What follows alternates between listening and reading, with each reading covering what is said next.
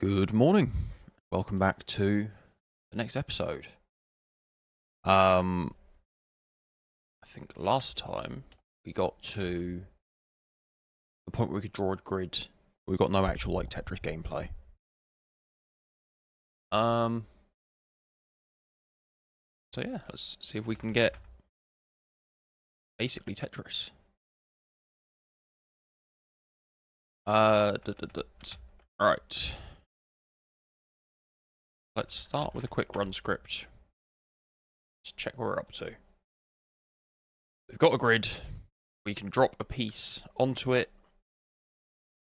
And that is all. This is all hard-coded. So I guess the next thing to do would be to make the piece drop top to bottom, or add like left, right, down movements to the piece. I'm not sure which one of those we do first. Do we do the left, right movements on the piece first? Somewhere I think I have game handle event. That sounds like what we want.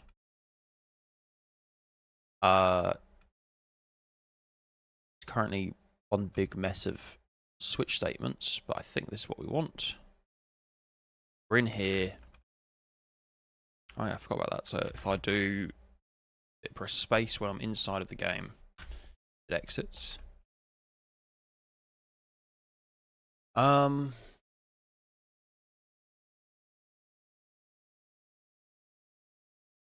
I guess we just want to take left, right, and down. So that's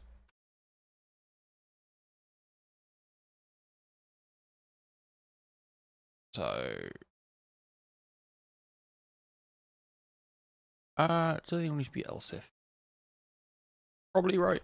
I want to fire one of these, and this makes that very explicit. Key event.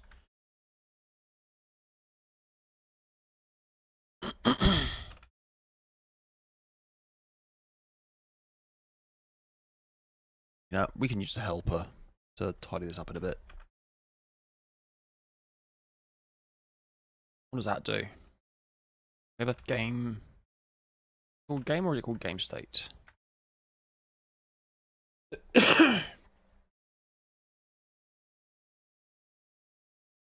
Event.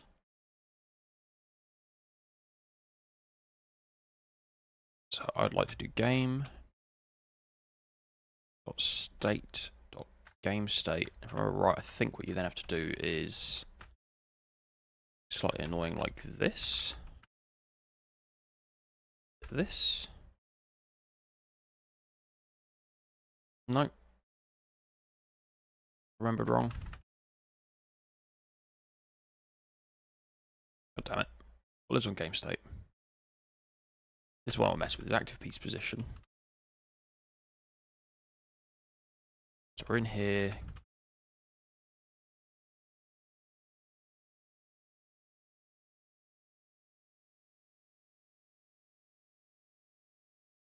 Let's not do any bounds checking first. Right. That's what we expected. So I think now if we come in here, we can't assign to it. I think that's because there's something about casting a... Yeah. Needs a bit of an Odin-ism. I don't know if there's a nicer way of doing it. When you... What's the right word for it? Is when you cast your union into a particular type. It seems to... It seems sort of to give you that type as a copy, rather than just being a reference to that thing. I don't think there's a... I'd like it. I'd have thought something like that would work. Say I want a pointer to the game state, but I guess not. We've done this before though, so that should do it for us. We come in here. Key event character is right.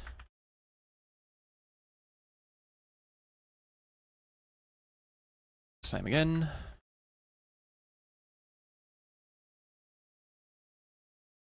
Game state as a game state. Active piece position. Dot y. Dot x even.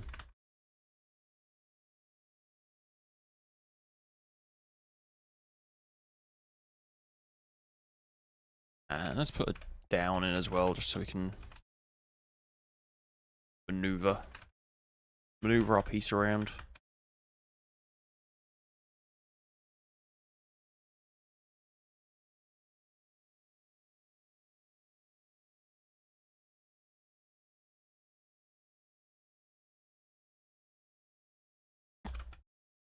Alright. Is it that easy? Come into here. We can move around. Now currently, there's nothing to stop it overflowing.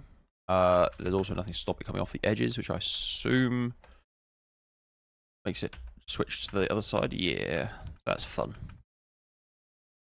It's quite fun, actually. I quite like that. But now it's super broken.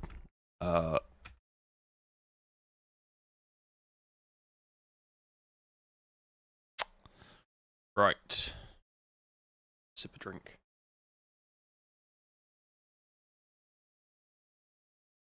So, I think what we actually want to do in here then is we want to do like an update. These are all signed integers in here. They are good. I think we want to do an update function that basically does this. Oh my goodness. So I'm still not really au fait with Emacs. Maybe I'll just enable evil mode. Be done with it. I was quite comfortable with Vim bindings, but I haven't done it yet. Shall we do a bit of side by side? How do you do that? Is it this one? Then I can come in here and make that one smaller. Right. Where should we put our function? Should we pop it at the bottom for now? Because we're in game.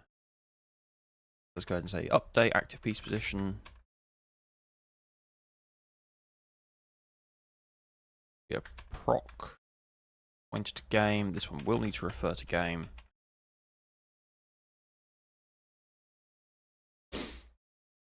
And it will also need to take the update.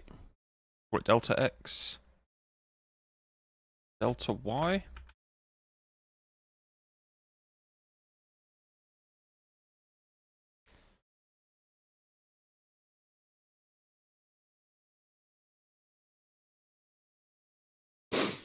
Okay. Update active piece position, procedure, game, delta x, delta y. What do we do?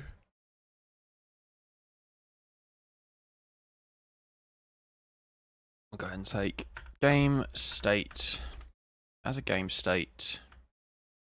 Get the address of that. Save that as a value.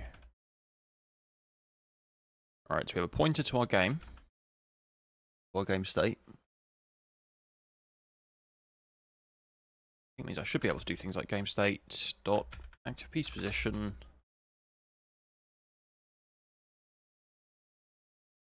What's the move? It's gonna get more complicated when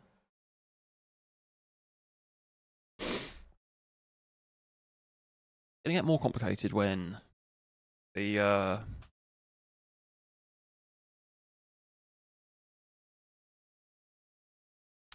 what am I going to say? When there's other blocks filling in spaces and blocking things. Currently, what do I need to do? I need to just say, is the piece within the grid? Maybe we do need a bounding box on piece. Okay, let's go ahead and do the dumb version that we've got first. Game state dot active piece dot y plus equals delta y, and then we can come up here and replace these. Right. If you press left, then we get, oh, I've forgotten what I called it already. Update active piece position.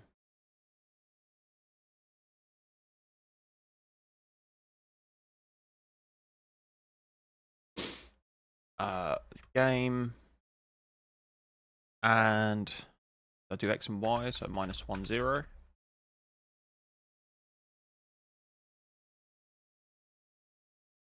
Yeah.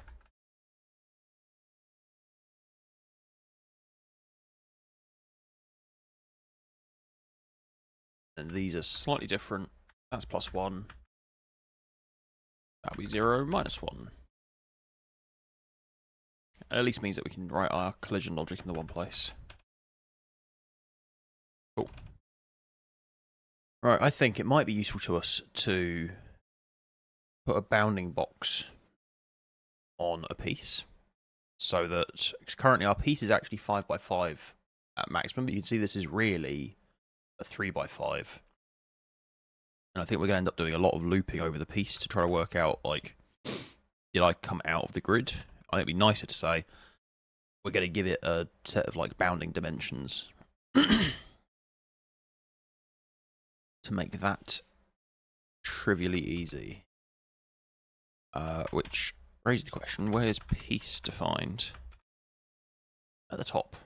Nice.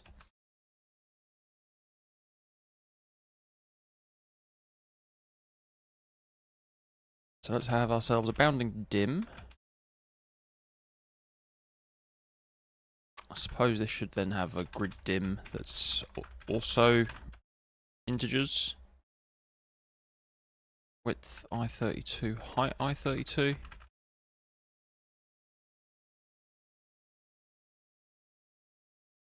Because our other dim is in floats, which doesn't really make sense when we're looking at the grid.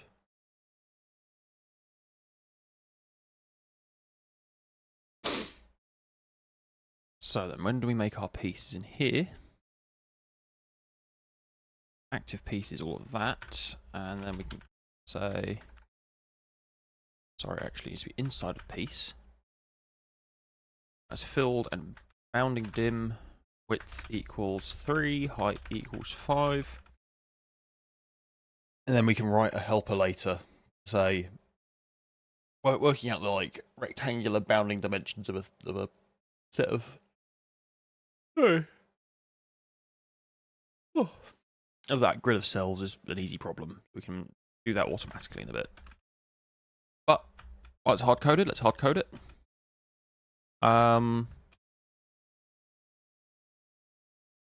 Then where did I put my? Is it at the bottom of this? It is. Quick check. It is compiling. We haven't missed anything.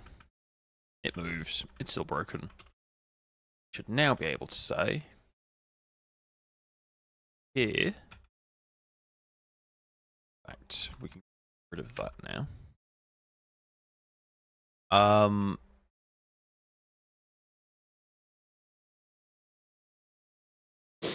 Do I expect you to ever be able to do a delta that's bigger than 1? Probably not. Maybe we assert.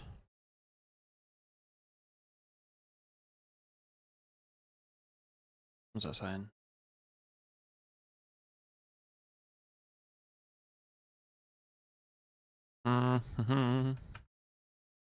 Sorry, the typing that just confused me slightly. So assert that abs delta x is equal to 1 and abs delta y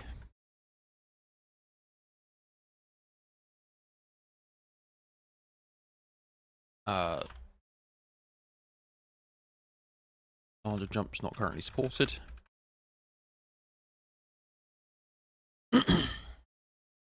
If we allow for bigger jumps, we need to start worrying about intermediate spots. Whereas if we just do one, we can just say, what is the new position meant to be? Does it collide or escape?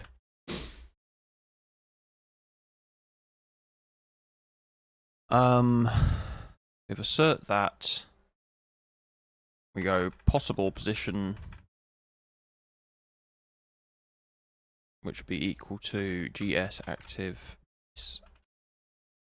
x equals gf dot active piece position dot x delta x, y equals gs active piece position dot y plus delta y. Has that not worked? Expected a curly bracket. Oh.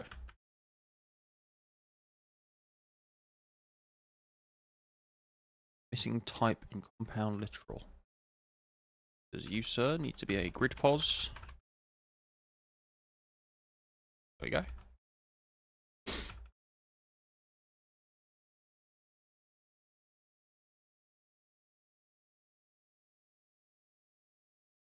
Right.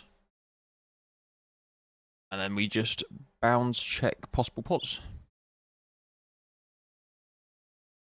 So should we just mutate possible pos and then say at the end... Possible pos seems a bad name, doesn't it? Should we call it updated?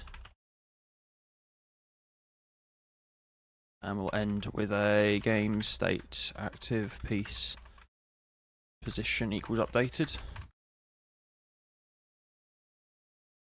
No?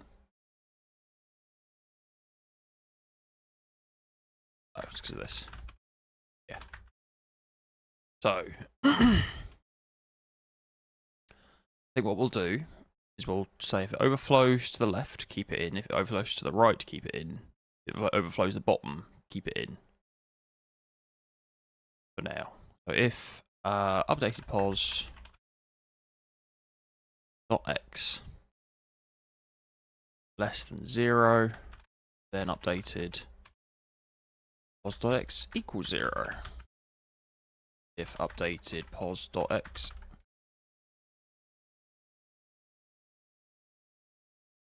this is why I wanted that bounding dim plus game state dot active piece bounding box. Sorry, bounding active piece dot bounding box. That is greater than or equal to grid width. Equal to the right thing to do? I think so. So if it's got a width of 3 and it's at position 0, I want to know that 0, 1 and 2 are my things that are in. So if I had a grid of width 5, I only have an issue. I have an issue if I'm trying to put things into cell 5 because it's 0 indexed. So yeah, that does make sense. So if that happens, then updated pos.x should be equal to grid width -1 minus active piece dot bounding dim. Quite wordy, isn't it? Right. If updated pos.y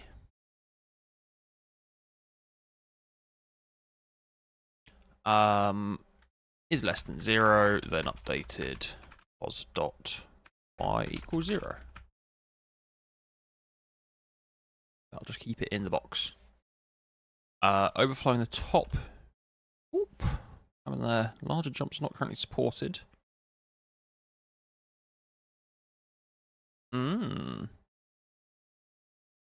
Interesting. -1, 1, -1. It's not equal to some of them 0.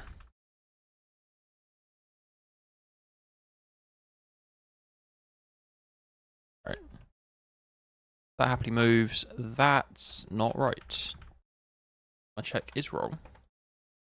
after all my waffling about how I was doing it right.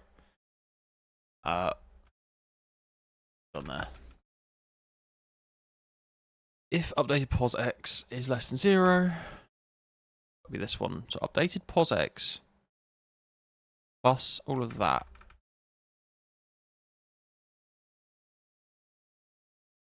What was it saying? That's actually what I want.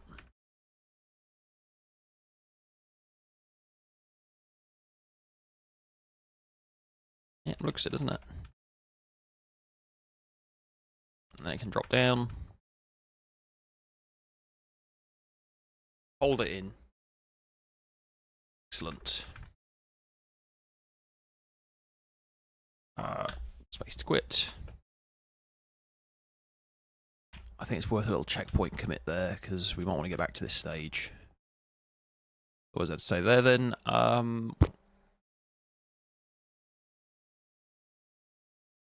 Moving and bounds checking.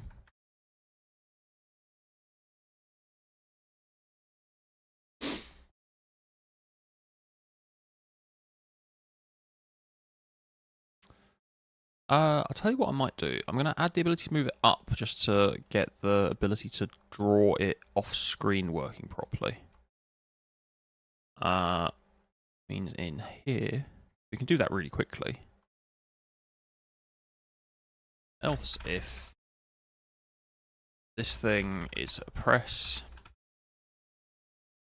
the event car is up. Can't type. Then we call that same function with 0 and 1. And hoping what we find is it just works. But there might be something that's trying to like index a bad value. So yeah, so now this can move around. If it comes up, goes off the top. Yeah, indexes a bad value. Inside of all of this.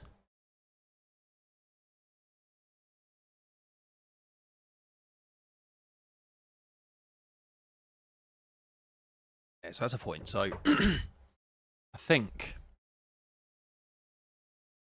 our piece needs to drop in like a line at a time. Which means, what does it mean?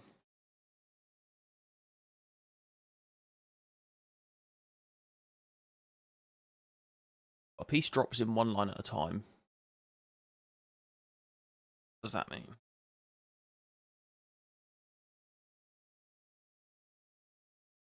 Which means it'll be partially off screen for a while. Means that this logic can't be quite that simple. So if it has an active piece, for each value and index inactive piece, I'm going to say if get the grid pos, say if y is greater than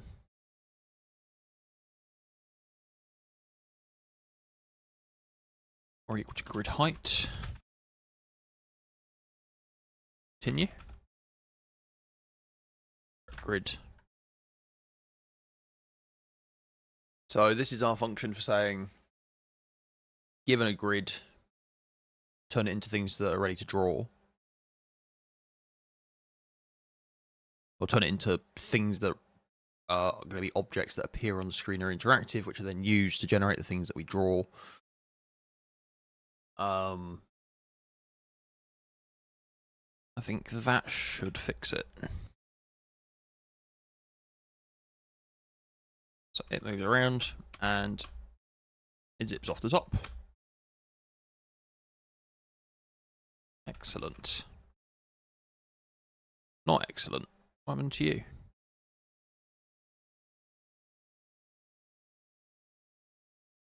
Line 74. Data.cells. Grid width.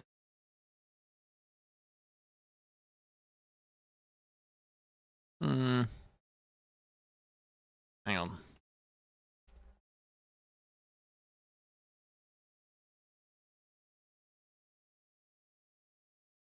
Did that.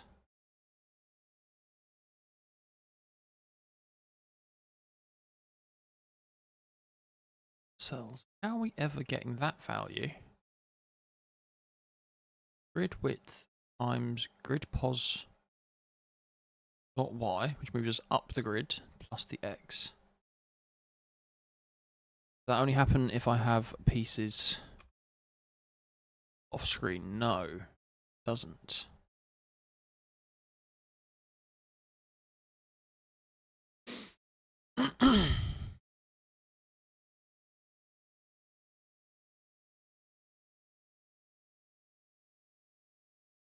A pain. What do we do with that then?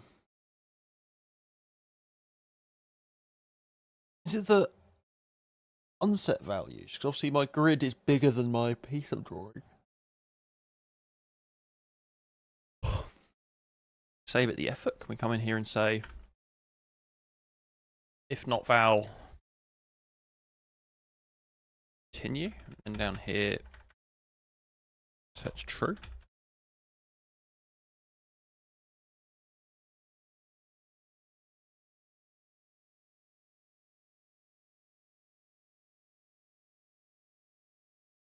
I think it was that. Other checking still works, so you can't come off the other sides. Okay, so that looks silly because you can't see it, but then it'll drop in and you'll be like, oh, okay, that makes sense. Cool. We get that so that the dropping happens automatically. I might again do a little checkpoint commit, because we've fixed an issue there. Yeah,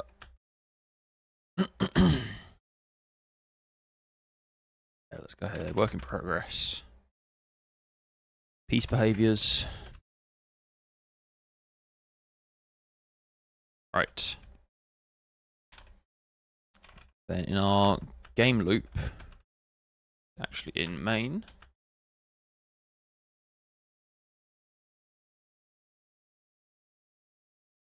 what do we have in it?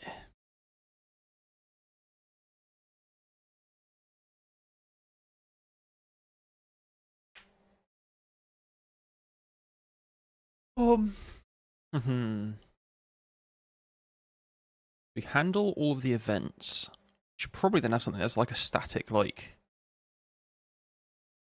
update game.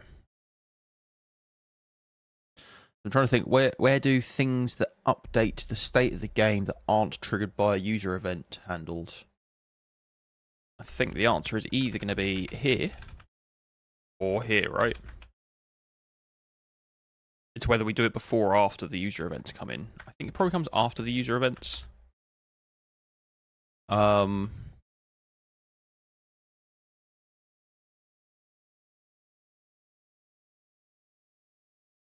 flush the user events into the game, and then we update to drop the piece.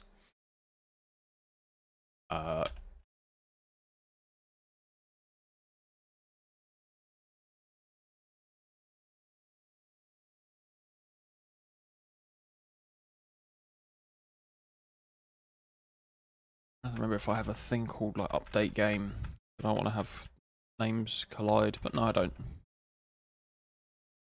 So let's go ahead and do game update. Take the game. Back to game.odin. Let's zoom it out slightly. Right.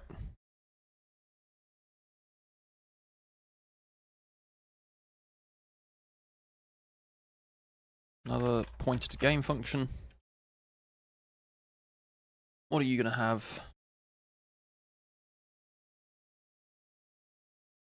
We could just have it say something like every frame it drops the Y value.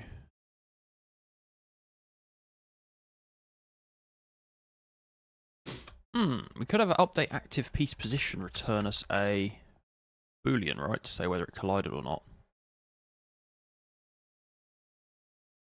Yeah, essentially what that wants to do is update active piece position on game naught -1. Right, we want to drag it down.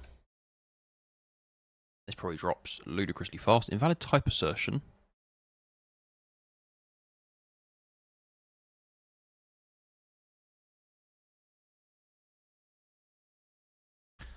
if right,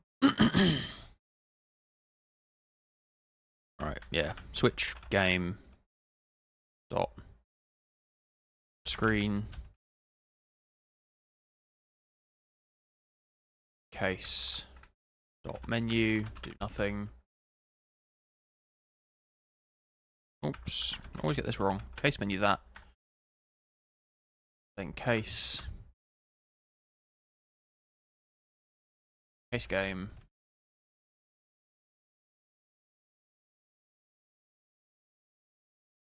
Then we can say that in there. Why are these all angry? Unhandled switch cases. These ones are done like this.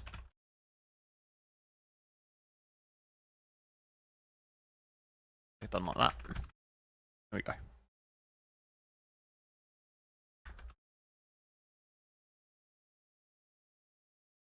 Hey, and it drops, and it'll keep trying to drop, but it can't because our bounce checking stops it. Cool. How does it interact with our pressing up? If I press up, I should see it come up and then drop again. I don't see it come up and drop again because the order they're in. So if I go back to main.odin, can we fix that, please? If I do that the other way around, do I see it go up and then drop? Yeah, so actually I do think that probably is better. The world updates, my inputs come in, and it means I get to see what my input did before the world updates it again. Cool. I like that. I'm just gonna run for a quick wee, and then I think we'll handle. In fact, when you hit the bottom, it should turn into or when there's a collision, it should turn into like a fixed piece and populate the grid. So, 1 minute. I'm back. Took a detour to get a coffee. Treated myself to a mocha pot for Christmas, so I'm having a lot of very strong coffee.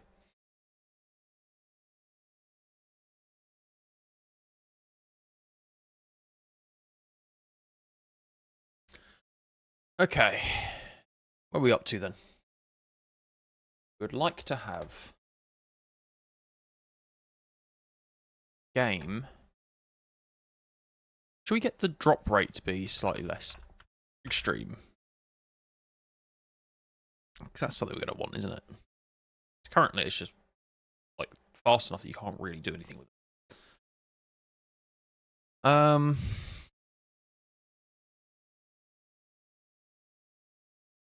So I guess inside a game update.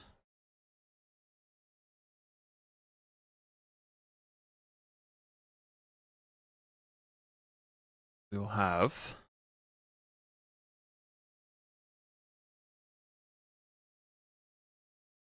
probably a bit of state on game, right? So game state has all this stuff on it. I think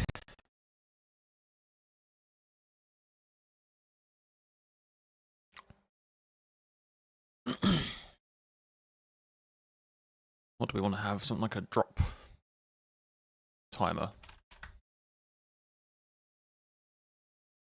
Ticks until drop. Could be an int. And so each frame we take one off. We have ticks per drop as well, because I guess that'll change over time. Right, to scale the difficulty up, we're going to want to increase the rate that pieces are dropping at. Does that break compiling? It doesn't, because everything's just 0 initialized. So I guess that what we need to do is we need to go and find our game states.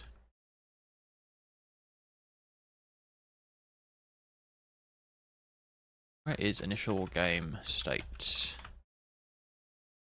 here. Skimmed right past it. Hitting the wrong buttons. Alright, so we've got our piece. Can we say the initial game state is ticks per drop 60, so it drops 1 per second. And ticks until drop 60.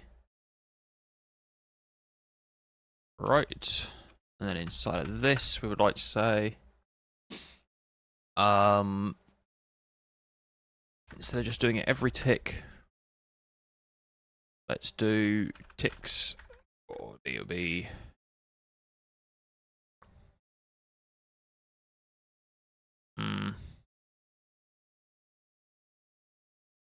update active piece position. Just moves the thing. I wonder if that should really take a game state instead of a game. Then in here, I could do something like game state is going to be equal to game dot state as a game state.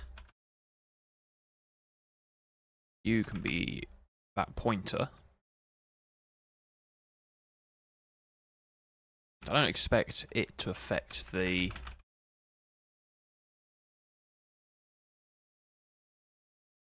that work? I don't expect the function like that to update anything outside of the game, right? So game update can then take game state and pass it in there. And it also means we can just avoid having to cast that union everywhere. So a tick has passed, so we go game state dot ticks until drop minus equals 1. And then we say if game state ticks till drop is less than or equal to 0. We only expect it to hit on 0, but making it less than or equal to just makes it safe if we have an error where we end up missing it. Then we do that. Oops. Do that. And we reset game state ticks till drop is equal to game state ticks per drop. Blows up.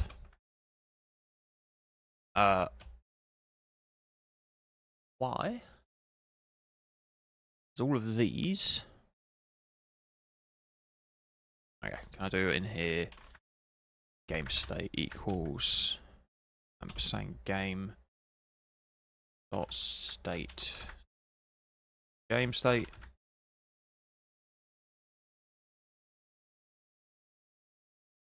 And all of these can be game state. Then on line 196 we've missed one.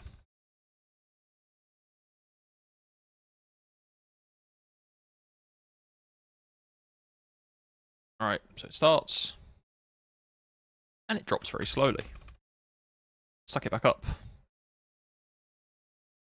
Excellent. Drop it down, and then it just sticks at the bottom.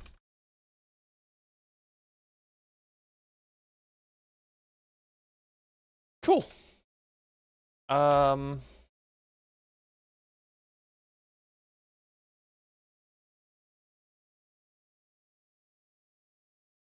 Nice. Nice. What else do we want to do? You know, I think this is working well for me. I'm going to keep doing these checkpoints, because if you've watched any of the earlier streams, you know every now and then I royally fuck things. So work in progress, limit drop speed. At least this way I can like bang back to a point where it did work, if nothing else. Right, we would now like to say that if I attempt to lower in here and I collide with another piece, then I finalize the piece. I turn the active piece into the grid. I think the easiest way to do that is to have this returns a collided ball. What do we say?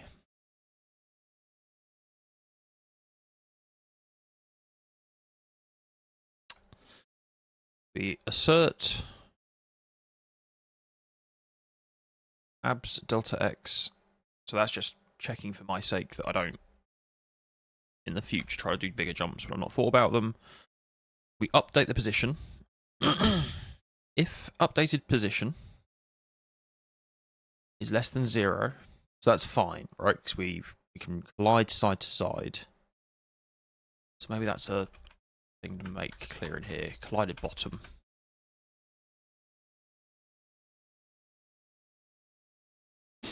But those two don't care. This one I think does care. We go ahead and say in here,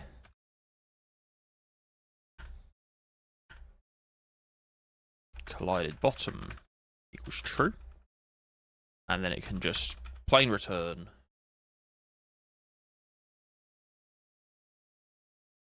but I am going to put collided bottom in there because I don't think I get anything by the plain return.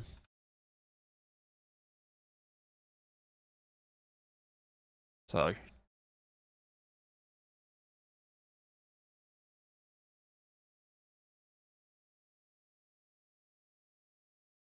right, we didn't do anything with it yet.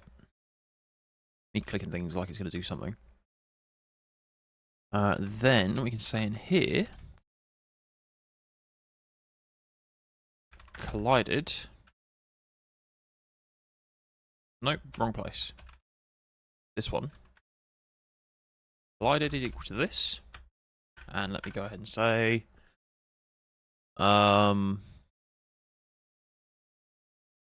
just print line collided and check it's doing what I think it is.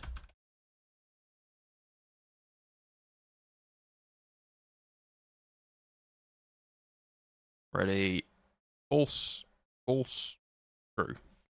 And it just does that forever. Beautiful.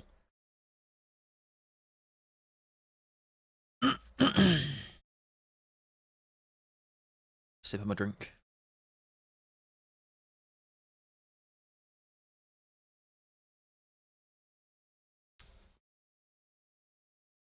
Right, what do we do with that then? Probably want to say if collided.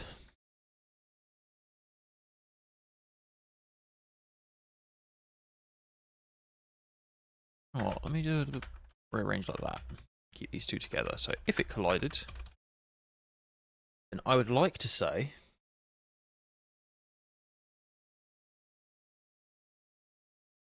fix active piece, something like that.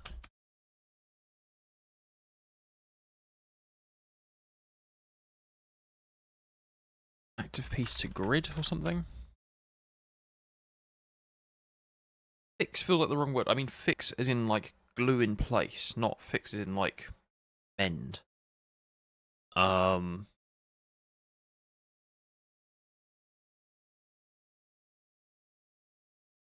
Deactivate piece? Maybe?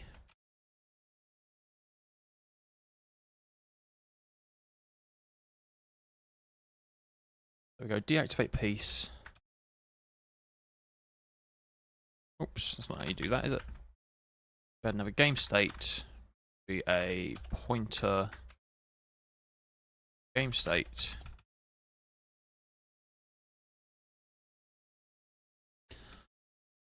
Say if it collided, we deactivate piece. We pass in the game state.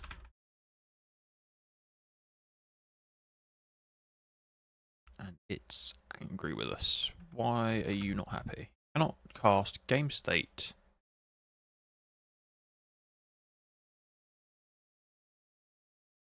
Oh, it's because I've not actually given it a body. Makes it a type.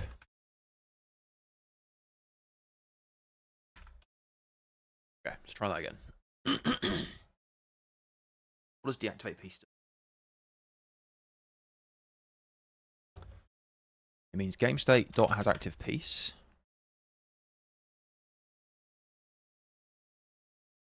False. Game state dot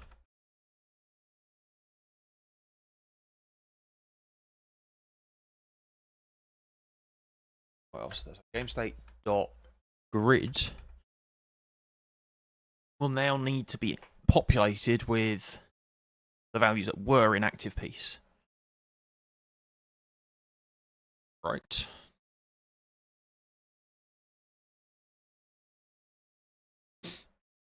Right.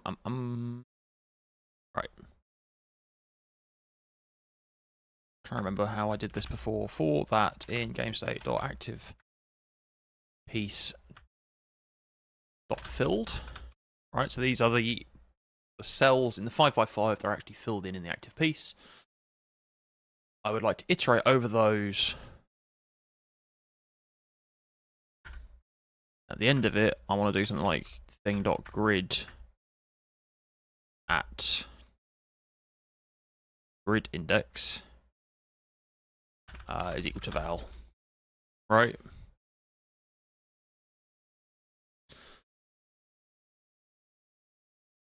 I think there's probably some value in saying here, if not val, continue. So if it's not going to fill a piece in, we just ignore it and move on. Oh my god, we've got this exact logic somewhere. Can't remember where. Right, let's try and work it out again. So, index is like the count of what byte we're at within our little 5x5. So we have a 25 byte long or 25 bool array that describes the 5x5 grid. We have our bigger, like I think it's got 200 cells in it, array that describes the fixed grid.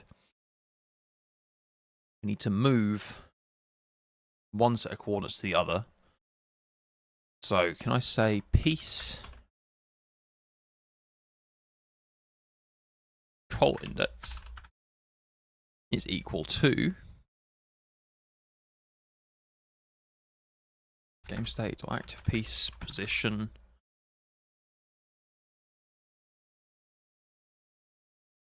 dot y times piece width gs active piece position dot x.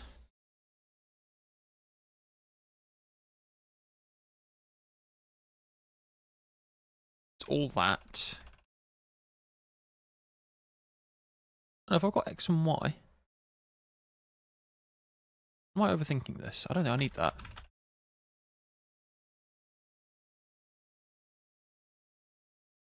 Oh, I'm thinking so hard.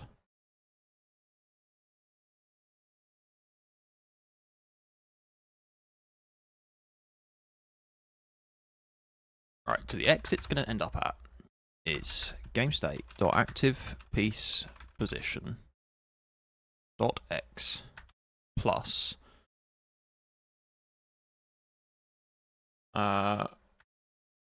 index modulo piece width.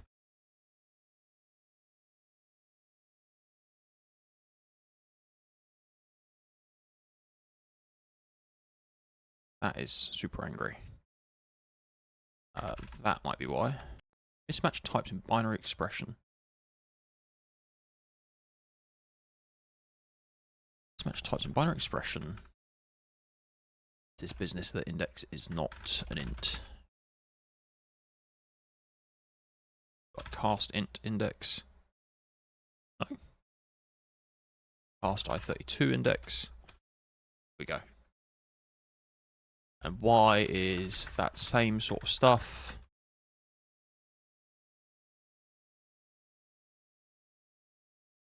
Except it will be integer division by width. Does that sound right? The modulo will get the remainder of that division. So it will divide out however many, like it will remove all the fives that account for moving up a line and just give us the remainder, which is how far across we need to move. And then the integer division will truncate and just tell us how many sets of 5 it had to remove, which is how far up it needs to move. Yeah, that makes sense. Then I'd like to say that grid index is equal to y times grid width plus X. And we set that to true. I think that's only ever going to be used there, so I think we can quite happily do that.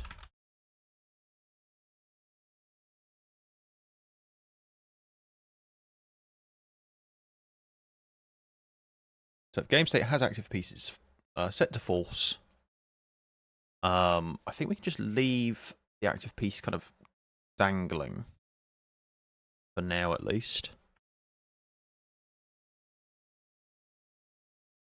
Or val index in game state active piece filled, not filled, skip, populate grid. Yeah, and then we should just be sat with no active piece. So our game just kind of becomes unplayable at that point.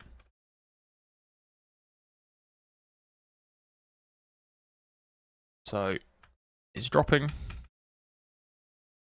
And it freezes. Oh, hang on. Okay, something's not right. Still updating its position. Interesting. Interesting. Alright, so let's do that less chaotically. Let's say we're over here, get all the way over to one side, we drop, it fixes in place. I'm still updating its position.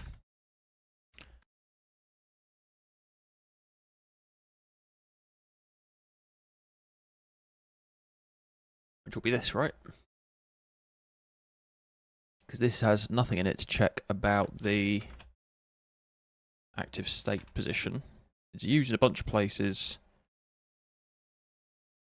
I think we need a check at the top of this to say if not game state dot has active piece, then return early. That can go after the assert, I guess. Run it again. What we're expecting to see is that plonks to the bottom, and if I keep hitting right, nothing happens. Excellent. Alright, checkpoint. Fix piece to bottom of grid on contact.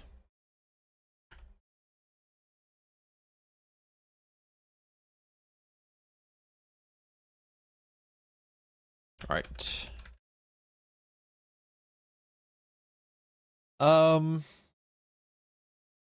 Okay. The game now runs to reset the ticks. Piece lands on the bottom. You now have no active piece. If there is no active piece, then I think we need to just generate you a new active piece, right?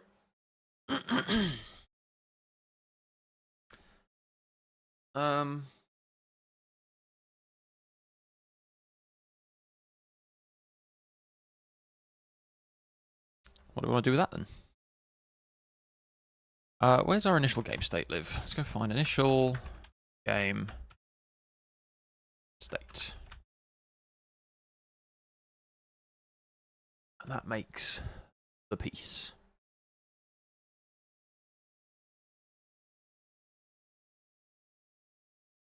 Can I go ahead and just make it? I'll try to think that lives out here. That is all of this. Here.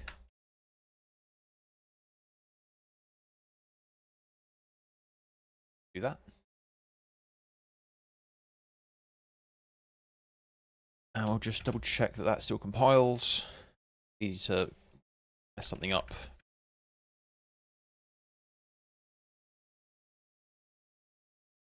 Freeze it. Excellent. So I'm going to keep using the hard-coded piece. Obviously, in real Tetris, we need to cycle through a set of pieces, but we have a hard-coded piece. Then what we want to do is we want to say, what would it be inside of our update game thing? I think we allow a frame where there is no active piece. That makes a new active piece that starts dropping in from the top. So, I'm in game. Game update.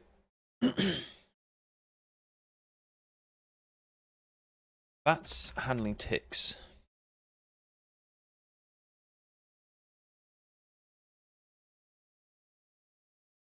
I think what we might do is we might say before we handle the tick, if there is no active piece, spawn an active piece.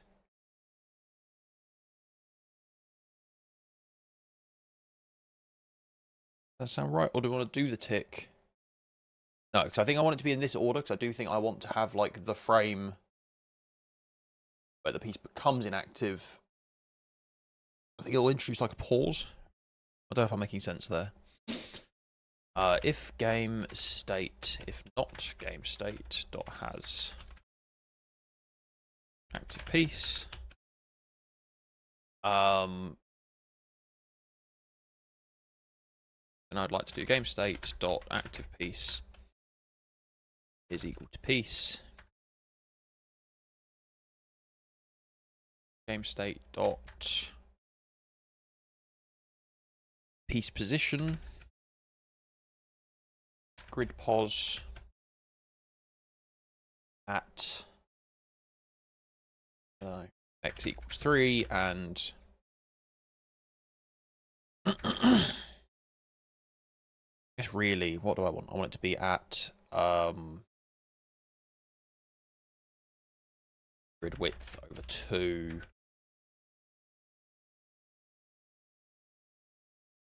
minus 1. I think it's 3 wide, so I want to move that across by 1. Important point is that this is grid height.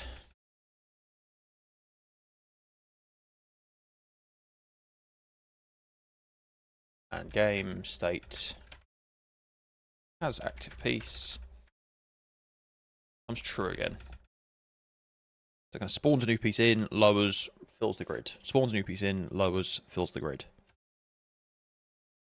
Let's see then. Bop, bop, bop, bop. New piece spawns. We haven't got anything about colliding pieces, so it'll act janky, but... Alright, let's see. Drops. Little pause. Ready, drop. Pause. Next piece. Excellent. I think that's what we want.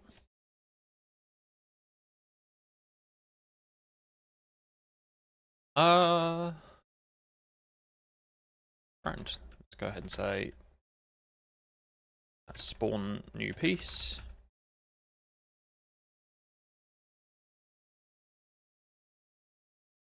Then I think our collision logic needs to get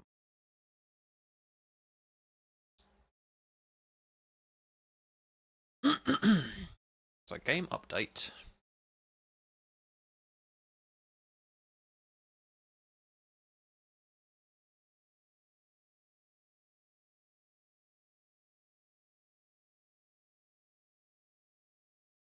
Takes in all this stuff.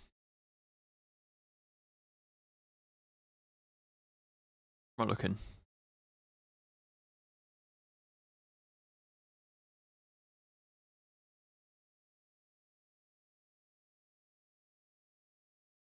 If not, game state has active piece.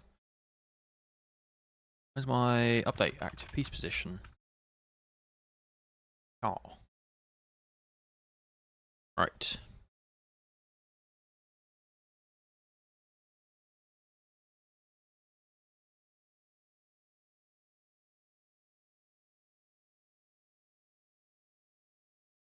So now what we want to do is not only check that you fit within the grid, but also check that you don't collide with any other pieces.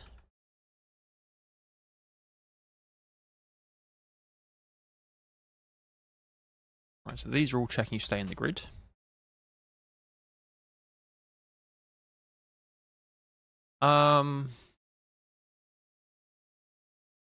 I don't think there's any issue in which order we do these in.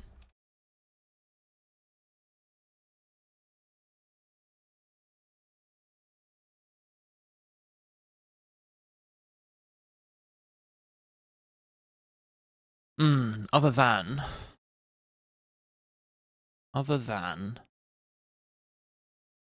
the check you don't overlap existing pieces.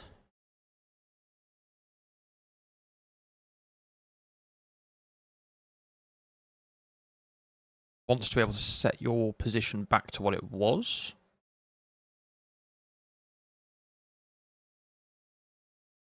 Right, so if you're trying to move left or right.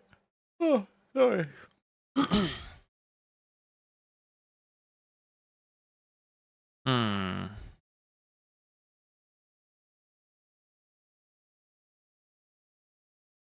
Okay, maybe do the more complicated check first then.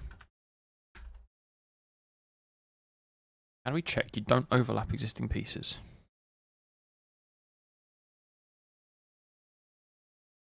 Oh, we're going to have to loop over our piece again, aren't we?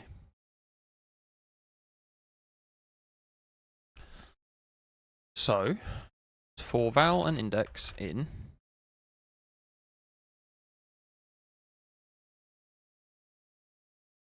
game state, for active piece, not filled. We want to get that grid index. Why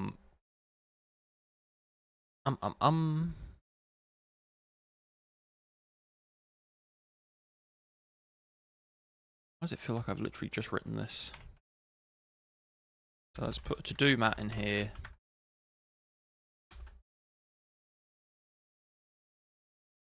Did we not literally just write something exactly like this? Here. So it's going to be this same kind of logic, except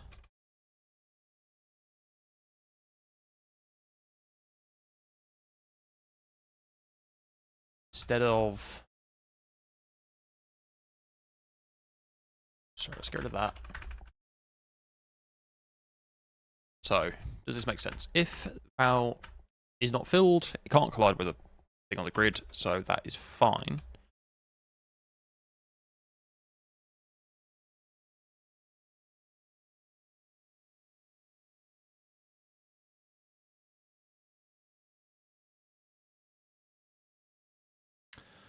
We don't want the actual position, we want the updated position.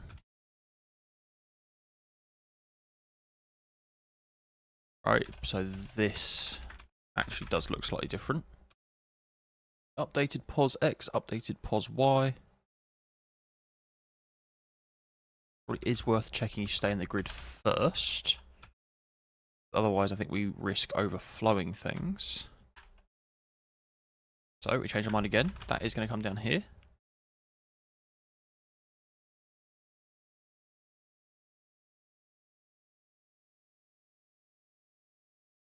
So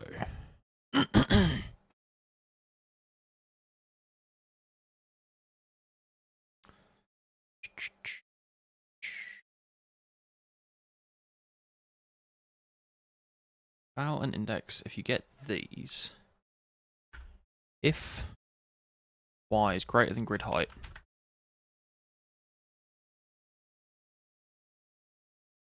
continue.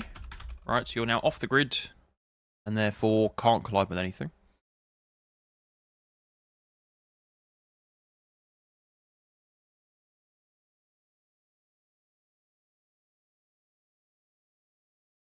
And what we want to say, if game state grid at this position is equal to true, collided with a tile, stick a quick print in there, check that works like we think. So we drop you all the way down. Ready, drops. It collides. It collides. If I move sideways into it, yeah, then we collide. Cool.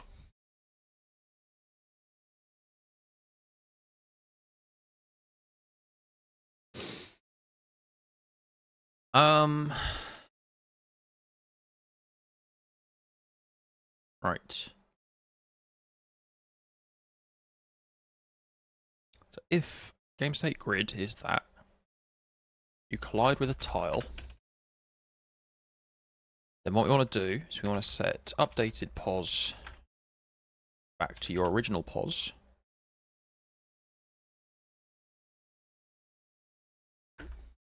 If delta y is negative, so it's dropping, then collided bottom is set to true.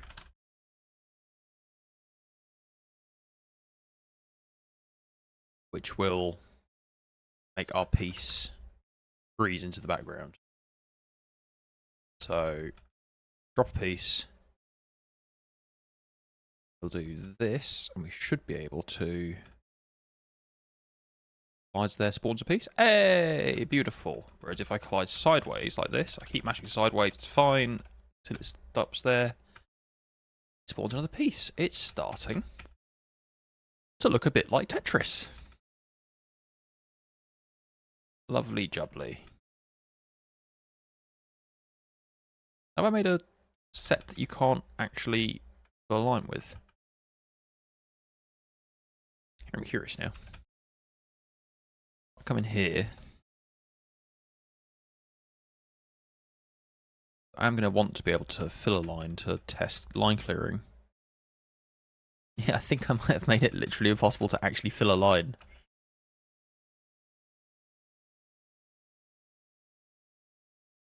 At least on a grid this size, because you come in here.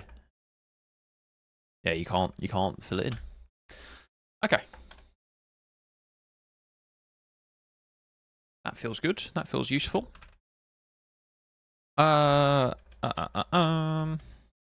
Stage it, commit. Collide collisions with filled cells. This is one thing, if you're seeing this and you haven't seen much of the series, I don't keep a very tidy Git history. I guess habit picked up from work. We don't particularly care about keeping the Git history tidy, and so I don't treat my commits as much as like a thing for somebody to read after the fact, as much as they are a working set of checkpoints of states I might need to get back to in the future. Like if I was debugging something. So I know that makes some people's skin just crawl, so apologies if that's you. Right, what else is there to do? I want to be able to clear lines. Currently, that's quite awkward to actually test. So what we might do is we might go find where piece is defined up here, and we might turn it into a stick.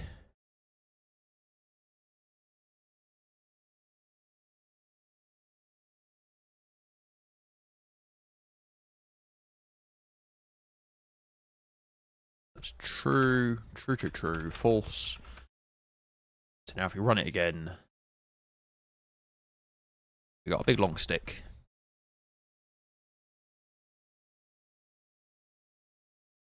And this is going to be slightly tedious, but if I fill all that in, I can now fill a load of lines, and I would like to be able to clear those lines. I think it's useful to do with a stick this way rather than the stick sideways, because we want to test that we can clear multiple lines. There's the risk in keeping that bit of state is actually, if I set that back, I think what we should find, things are running like I think they are, is that it won't let me get all the way over to the side. Whoops. Start. Yeah, see? because we save ourselves a loop, but we do add like another bit of state we have to keep in line. Like I say, this will all be turned into a helper function sooner rather than later, but for now we've got our stick. What do we want to do? We do the drop.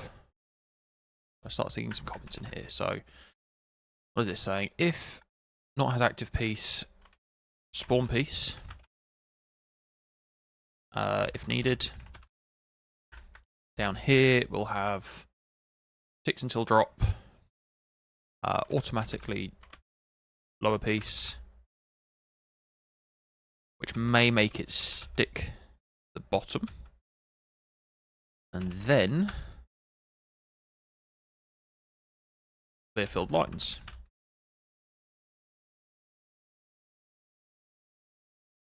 Okay.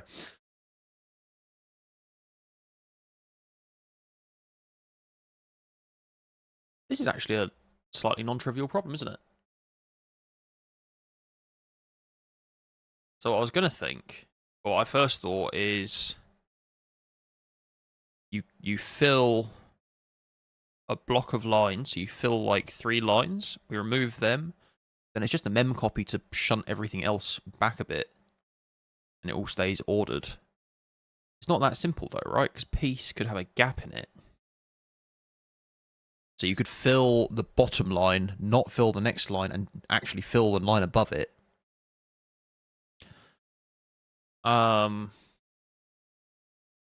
Does normal Tetris even make that possible? Yeah, it does, right? Because you have little overhangs. So yeah, that is possible in normal Tetris as well. But it's going to be very possible in ours, because I'm going to let you build like your own sort of completely heinous set of tiles. So maybe the thing to do is to say start at the top of the grid, iterate down the grid, and every time we find a filled line, we clear it and we lower, we copy everything above it down. And it's not very... Or we iterate over the grid and we store the column index, or the row index of each filled line. And then we iterate over the grid again and we can update from bottom to top, copying over the lines that should be filled, and then setting the top line that many at the top to be okay. I think that works. Okay, I think I've got an idea. So first, going to iterate over the grid. So for game state dot grid dot whatever I've called it. Is it just grid? What type is grid? Yeah, it is just for grid. For val and index in this.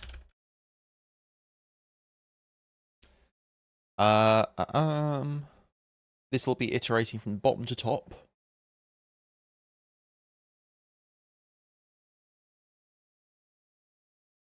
The most lines that can be filled in a single play is equal to the piece height, right? Because that's how many lines could be getting a new thing added. We go ahead and say filled line indices is equal to a piece height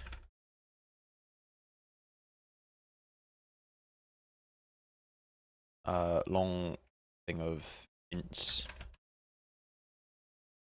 and a filled line count will be 0.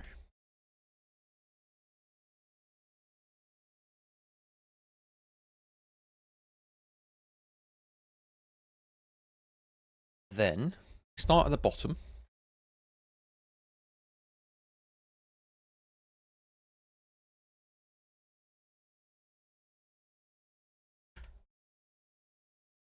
We go ahead and say grid line filled. maybe I don't want to do it like this.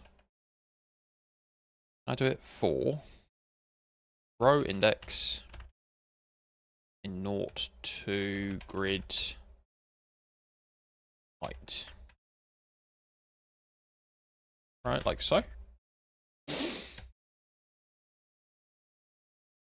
Grid row is filled, which will take a game state.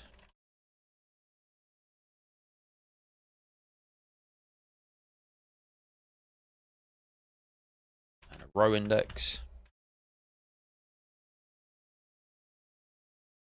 Return a boolean.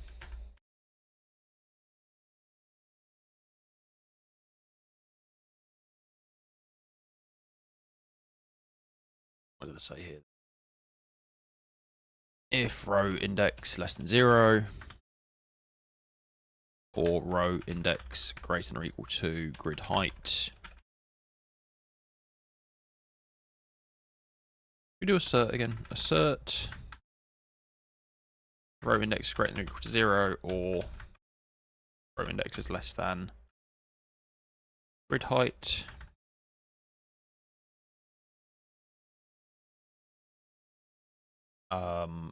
Row must be in grid.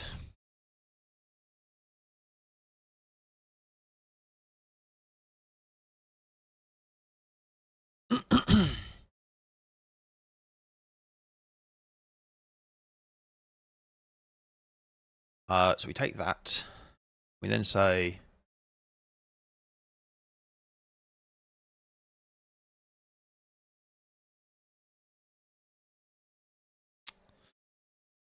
what do we say?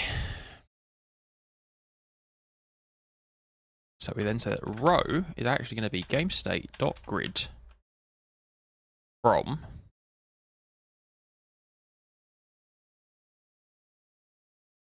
grid index to grid plus grid width. Right, we can turn it into a slice. What we'll need is a grid index to row index times grid width.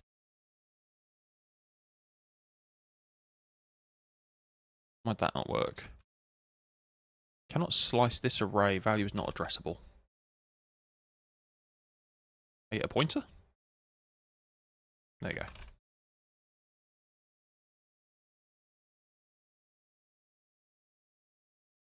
My point there is really I want it to just be a view onto the existing memory, right? I don't want to be moving it around.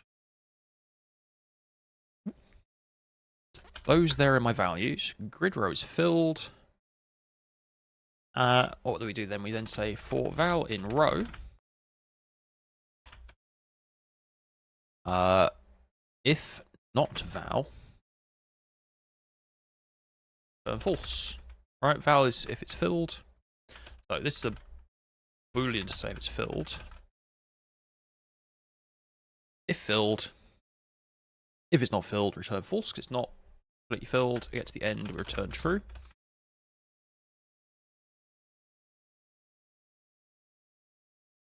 And then we want to come into here and say for each row in the grid, we go if grid row is filled,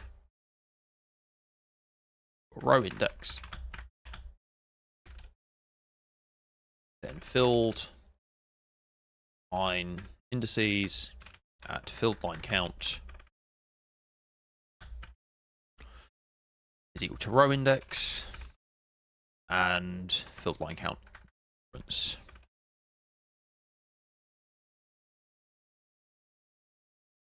Grid row is filled. Grid row is filled row index. Why's that mad?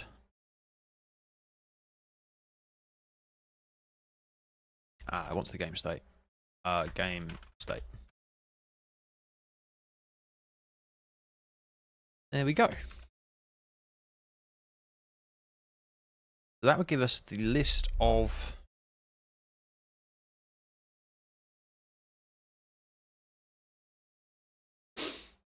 filled line indices.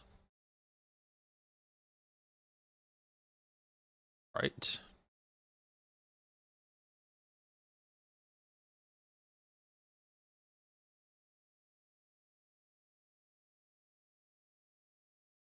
Clear filled lines. Filled line indices. Filled line count. Or row index in naught less than grid height. Grid row is filled. So that finds which ones are filled. We then want to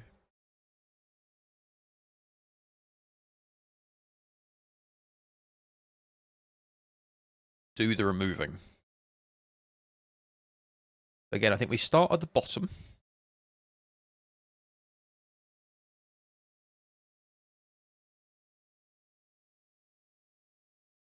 So we start on index 0. We look at this line and we say, is this index in filled line indices?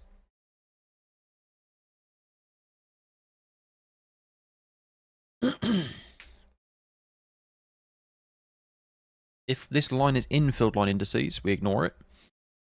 If it's not, then we read ahead by as many lines as have already been removed, right? We'd like a cumulative count of removed lines. And then when we get to the top, we'll know filled line count, and we can just empty out those lines.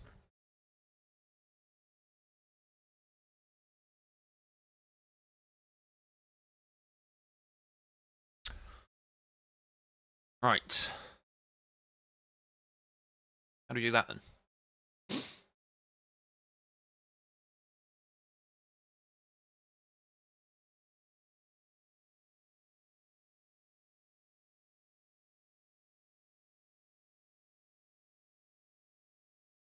How do we do that? We're just going to increment up row indices again.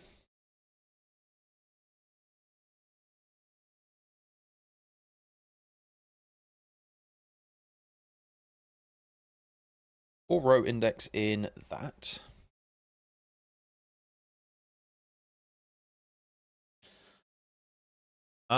We can go ahead and say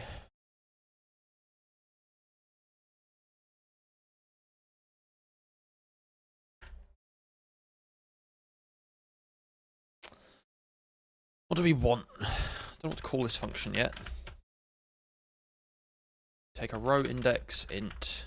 We take filled line indices, a slice of int. We will return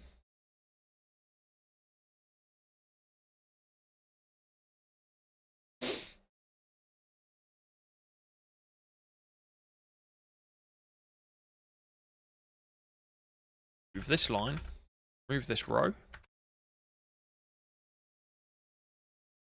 and removed rows count, right?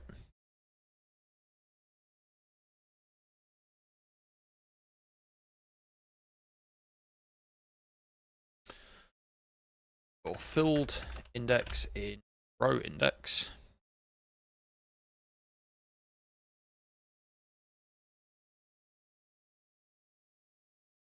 If filled index is less than row index,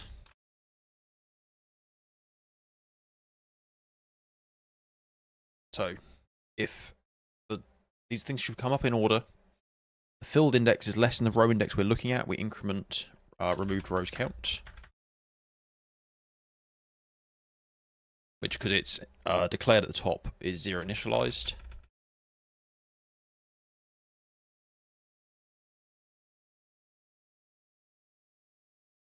No, that's not right. In filled line indices, filled index is less than that. Else, if filled index is equal to row index, we then say remove this row.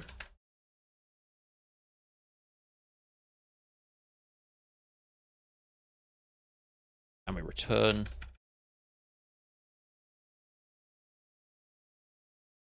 else nothing.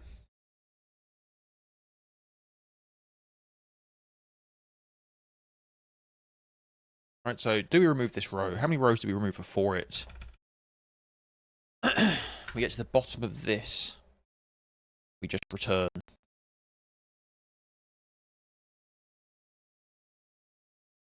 Because remove this row is false, and we've got the count. We're back in here. And we can now say, remove this row. Previously removed count. Previous removed row count is equal to foo, a row index, and filled line indices sliced up to filled line count. Your problems, declared but not used, declared but not used, so don't care.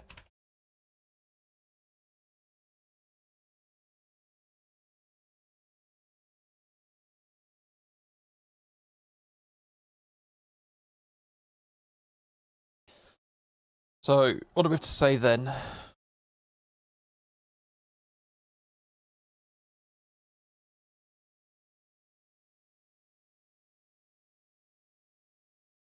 We've looked at this row.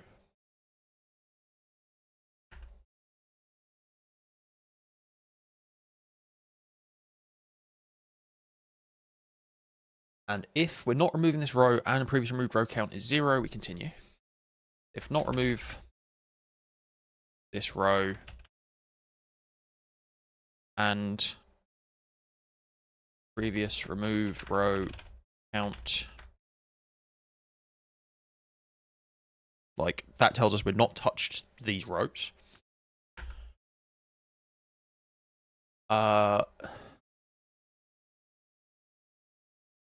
If not remove this row and previous removed row count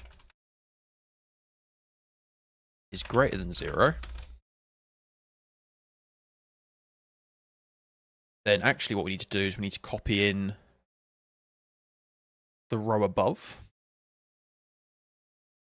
Or we need to copy into it however many rows above it were already removed. So if not remove this row and previous removed row count is greater than 0,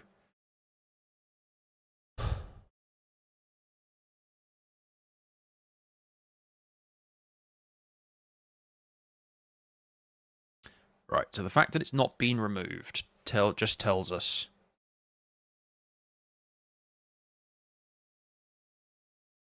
so actually I think removed rows count is all we need.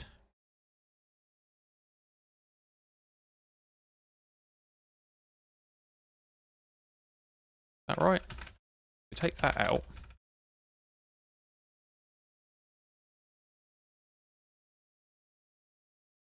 That one case now covers all of that.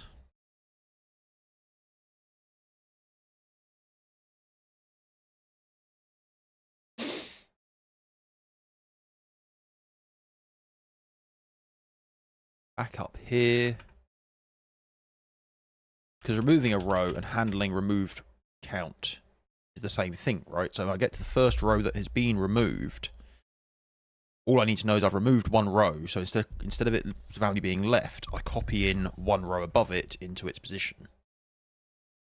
Right, so let's go ahead and just be like, that stuff can all go. If previous removed row count is 0, we do nothing. If previous removed row count is greater than 0, and that's now a nice neat else even. So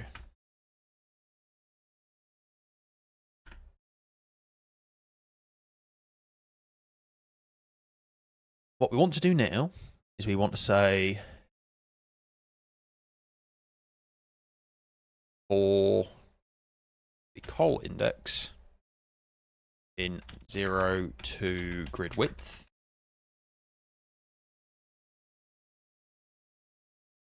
we would like to say that game state dot grid at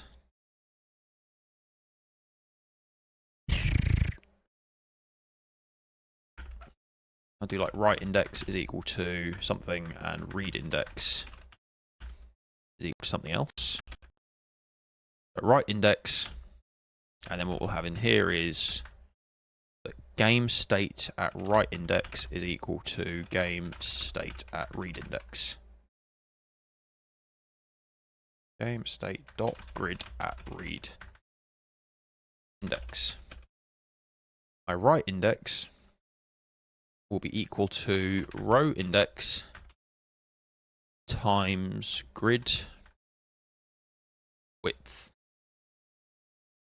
plus col index. So just coming up from the bottom. Then my read index will be equal to row index plus previous removed row count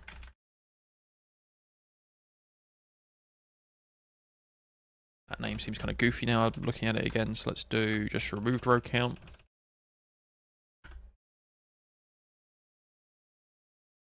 Times grid width plus col index. So that should copy above lines into these lines in our game state, which should then propagate down and fill all the relevant drawable stuff.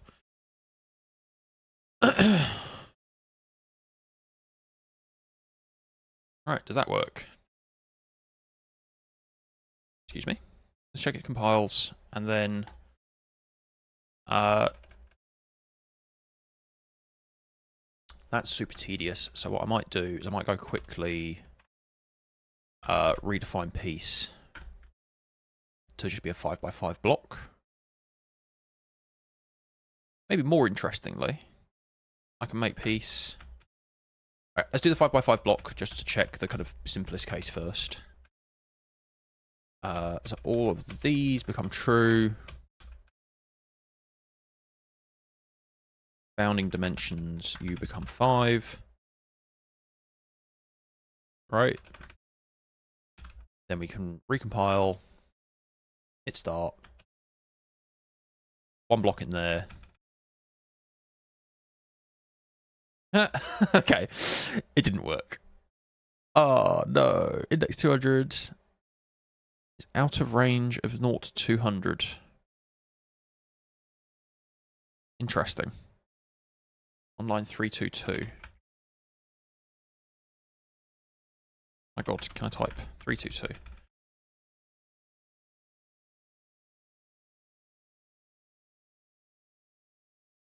Ah. Yeah, because we're trying to copy in things that then don't exist.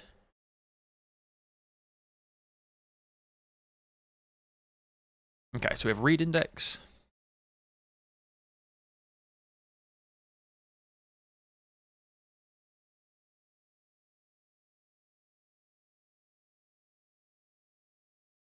So this is actually only up until build line count, right?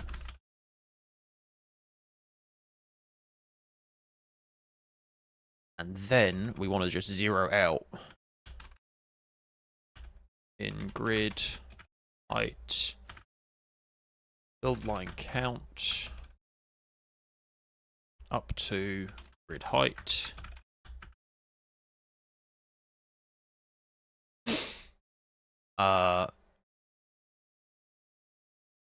Go ahead and take that, and then we'll do another 4 for col index in 0 less than or equal to grid width. And then these can all just be made 0. This can probably be done in a single like mem set, but let's just do this for now because it's easy.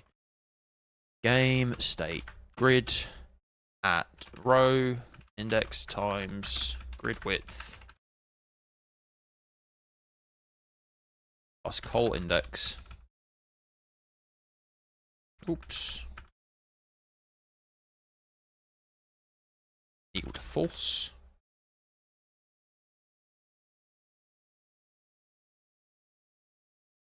Alright, so if we've removed lines, then we know that that many lines at the top needs to be empty. Come into here, drop a piece, drop another piece, clears it. Come into here, drop a couple of pieces.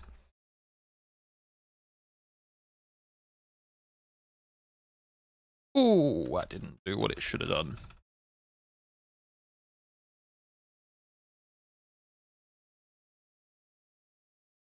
Wah, wah. Okay, didn't work.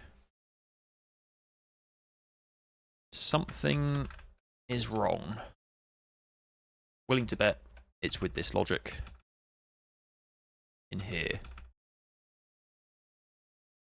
I just say format print line, build line indexes, and filled line count.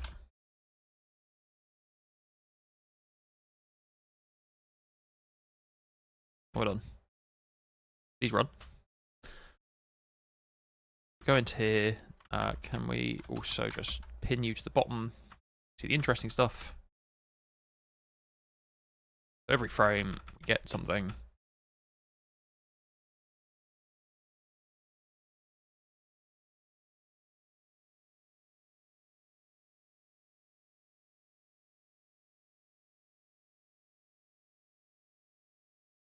Here, 1, 2, 3, 4, and it's got a count of 5. Why does it then get this?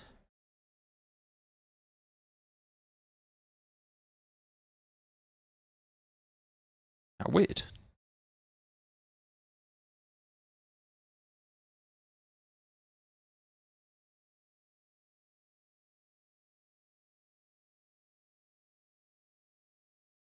Where are we calling this? A game update, so once per frame.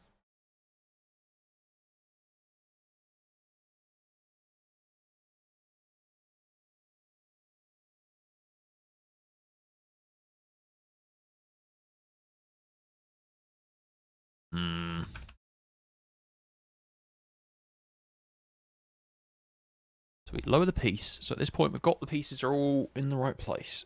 Filled line indices. We set that to 0. So actually, what the A point to make is we don't care about what is in this as long as this resets. For row index, not the grid height. If grid row is filled, game state, row index,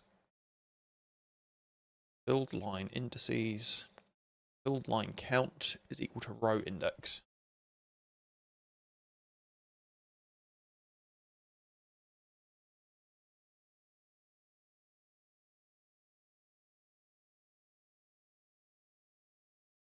If it is filled, and that function's pretty simple, so I'm hoping it's not that.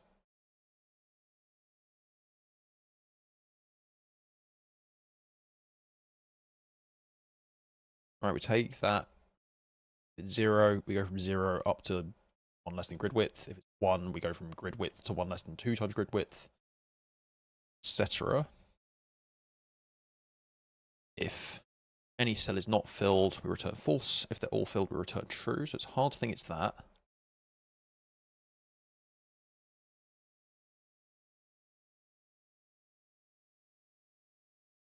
That print line. Filled line indices, filled line count. If we get the wrong numbers, it feels like it must be that. Unless our clearing's happening in steps. But it's not all happening at once. A row index 0 less than grid height minus filled line count.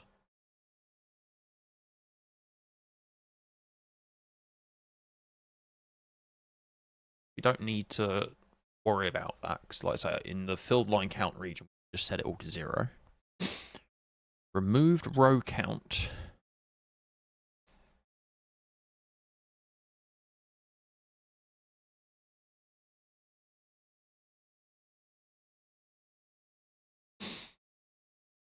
Hang this. So it takes in a row index.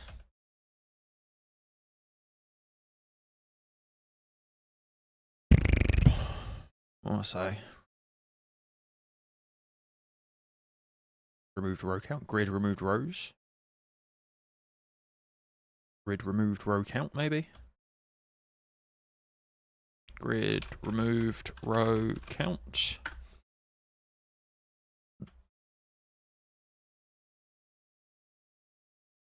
If the number is 0, we do nothing. Just do a bit of spreading out for readability. Then we take a col index, the width, a right index, row index times grid width plus col index, a read index, which is row index plus removed row count.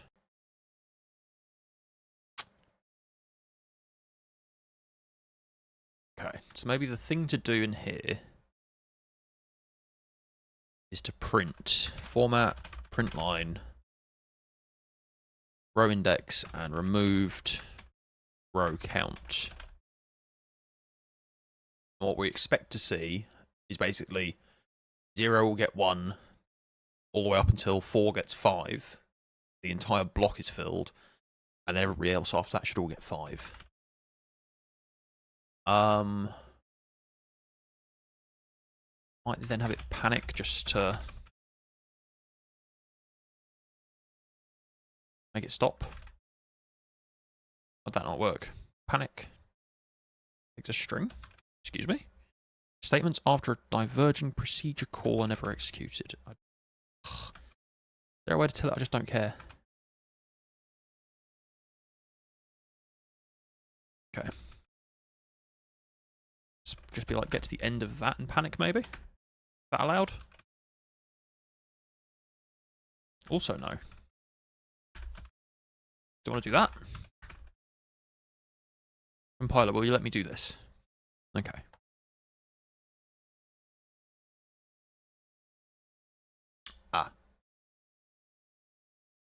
Okay, do you know what? Never mind. Do the thing. Get to there. Again, we would like to slam you to the bottom so we can just see what's going on. Scroll up. Find the one where it was not all zeros.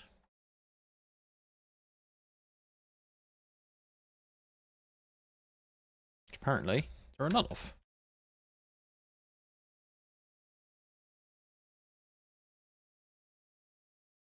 Interesting. Seems hard to believe. Okay.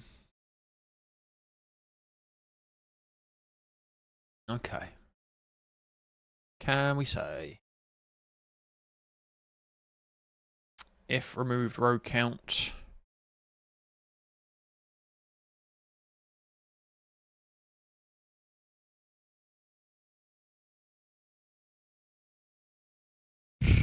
let's just print in the case that we're interested. So if removed row count greater than 0,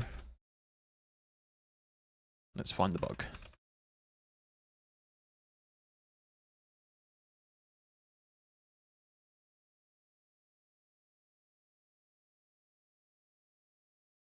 Excuse me? Why are you still printing every line? Row index, removed row count. Am I printing somewhere else as well? I've forgotten about. Format print line.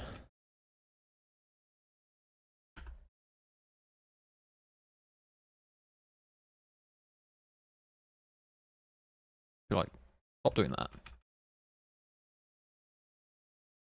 We drop this one into place. There we go. So row index 0 gets 1, 1 gets 2, 2 gets 3, 3 gets 4, 4 gets 5.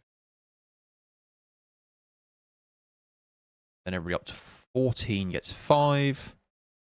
And then 15, 16, 17, 18, 19 will all just be 0, so they don't care. Yeah, then we do get another round. How interesting.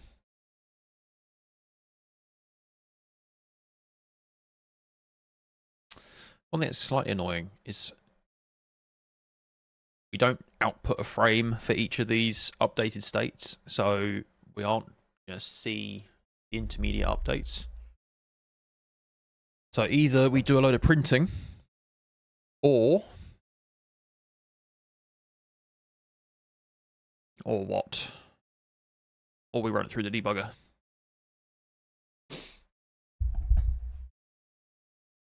Might be easier.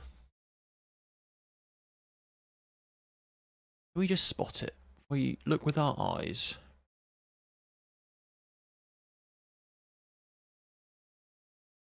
Filled things.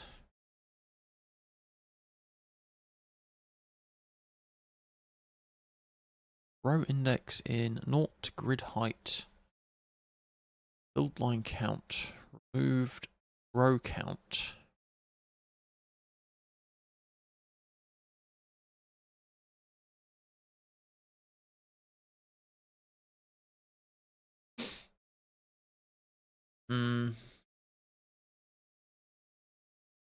Format print line in here.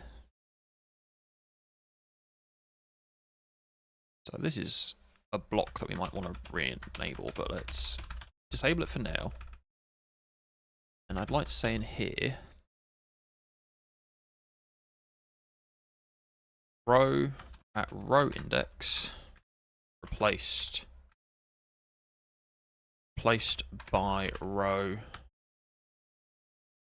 at row index plus removed row count. Angry. So this. Run that. It's not spamming. Drop you into place. Drop you into place.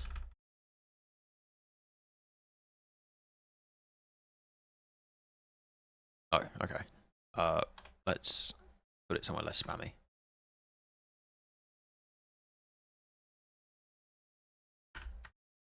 Put it in there.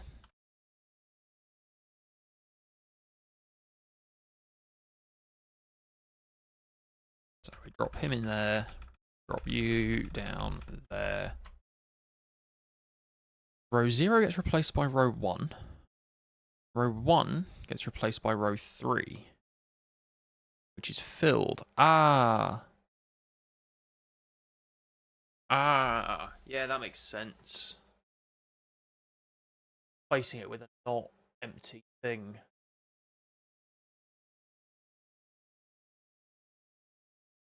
Yeah, that totally makes sense. Because we're accumulating rows in a way that's dumb. Okay. What's the fix for that then?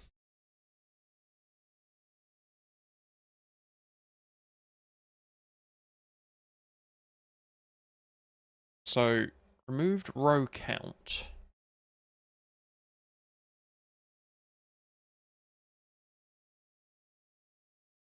It's not actually enough to just say how many rows were removed before me. We then need to know how many contiguous rows were then removed above me.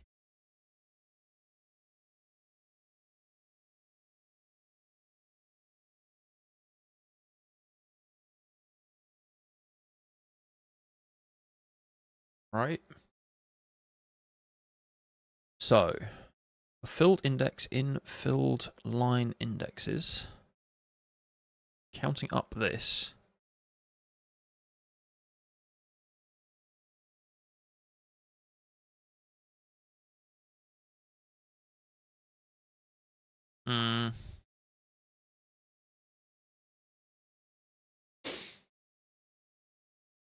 What do we want to do then? Tell you what, I need a wee again. It's hard to think. So I'll be back in a mo. And I'm back. Okay. What is there to say here then? So our logic works fine in terms of counting how many things before you and yourself were cleared. You also need to include any contiguous block of filled lines after you were cleared. Right?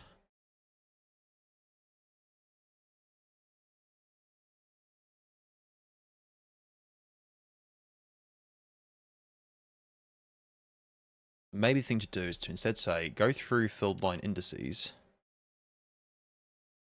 counting up until we get one that is equal to us.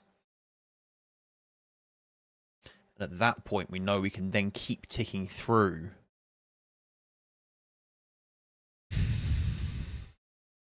Does it make this a more complicated block than I'd have guessed? Okay, so let's go ahead and say like filled line index 0. Or filled line index is less than len filled line indices.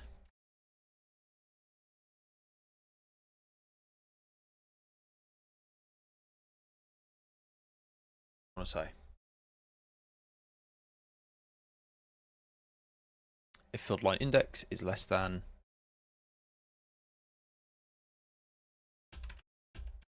oh my god, okay. Let's go ahead and just call it index.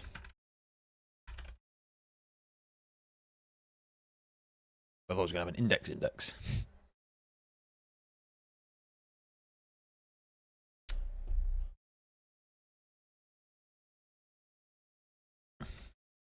Filled line index, filled line indices at index. So that's essentially just doing our loop.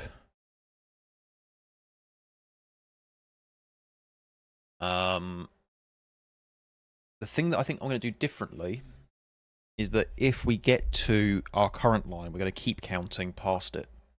Didn't do before. So for index is less than len filled line indices. Filled line index is equal to that. If filled line index less than row index, room count plus equal to 1. So if filled line index is less than row index,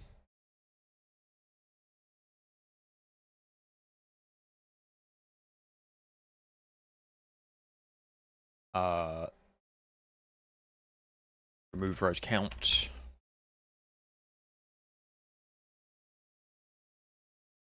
plus equals 1. Also, the filled line index is greater than row index, then return. Right, so if we've missed the row index, we don't have this whole contiguous block problem. That previous count is enough. Else, if filled line index is equal to row index, we're now into the tricky case.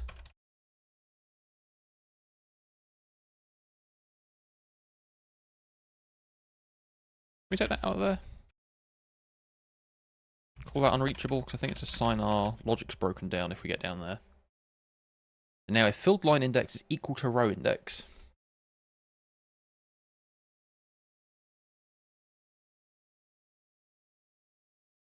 if filled line index is equal to row index,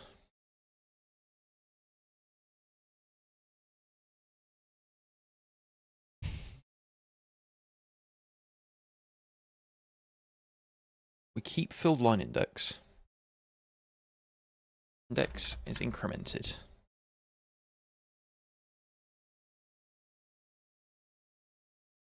We're going to need an index plus equals 1 at the end of this to actually make the loop work. If filled line index is row index, if new index is greater than or equal to filled line indices, then return. So that means we're at the very top of the grid and we can't do what's it? Can't no, it's not that we're at the top of the grid. It's that we're at the last filled line index. So there's nothing for us to compare to.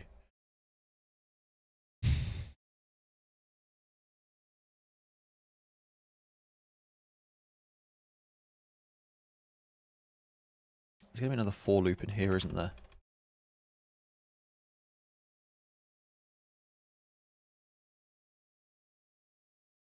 What is there to say here? Count contiguous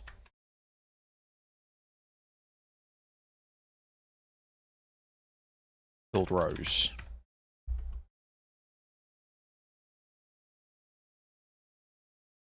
Above current row.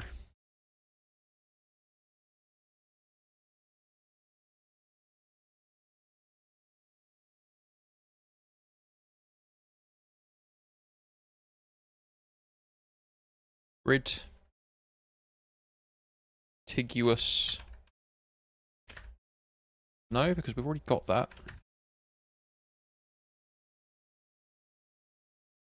So, we know that filled line indices at index is equal to row index. What we want to know is filled line indices at index plus 1 equal to row index plus 1 and plus 2 and so on. And we want to add that to our removed rows count as well.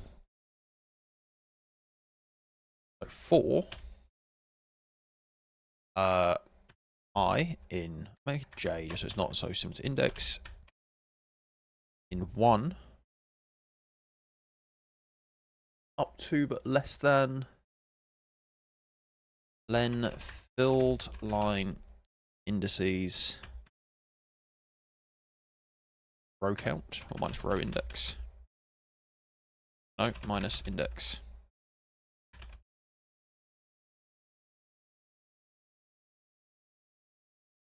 That makes sense?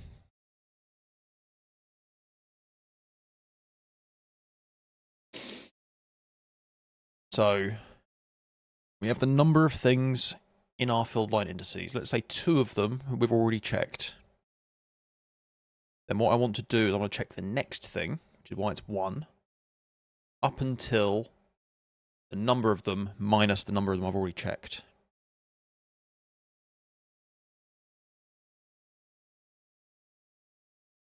And what we say is if filled line indices at j is equal to row count plus j, then removed rows count plus equals 1, else I think we return.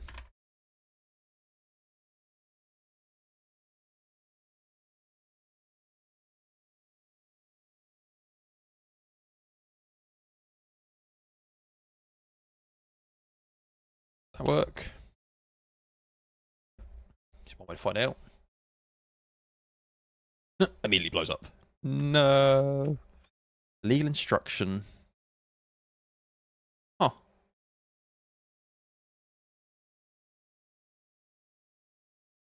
Running main or dump to legal instruction.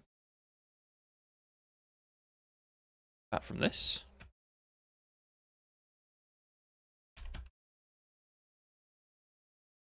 Yep. No. Unreachable requires that its results must be held. I say here, format, print line, boom.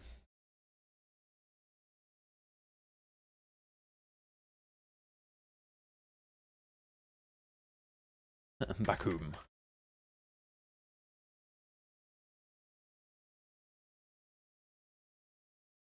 Panic Bakum. Cool, okay, so we are getting down there.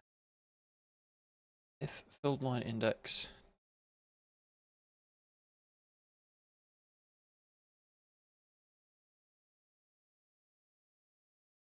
get to the end of that and we return, I think. What a mess. This feels like a good example of write-only code. What does that mean? Ah. We obviously get to the end if len filled line indexes. If len filled line indexes is 0. Just immediately return. There you go. Stick you down there. I think that unreachable is useful, is the thing, because I think it'll catch dumb errors. Everyone blows up.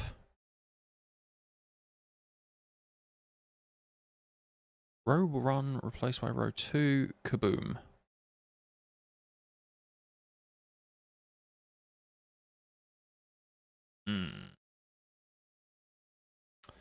The first one worked, which is interesting. And then everything else blew up.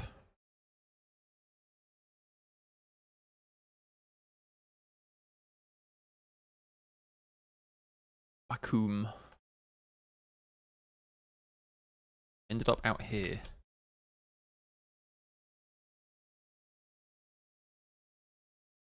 So what are we doing?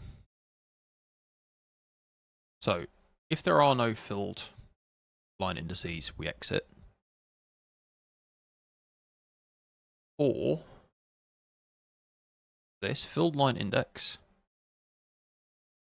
is filled line indices at index.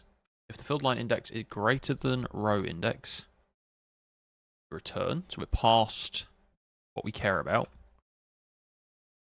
If the filled line index less than row index,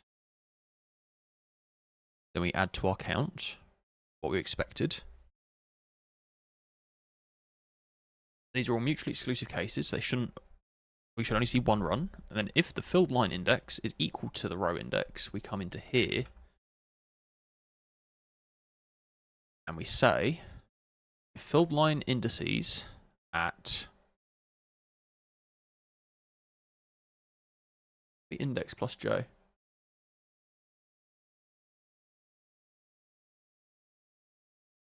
Maybe that's a better way to do this. Index plus 1. Like that.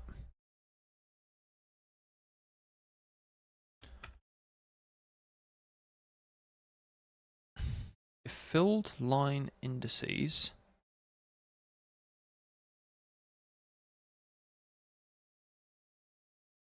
is equal to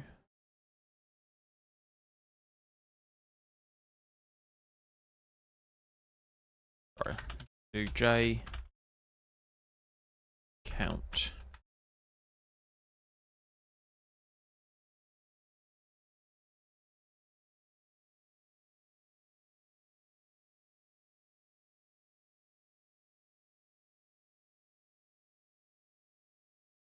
count's the wrong thing, right?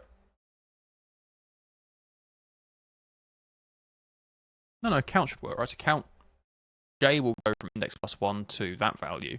Count will go 0, 1, 2, 3.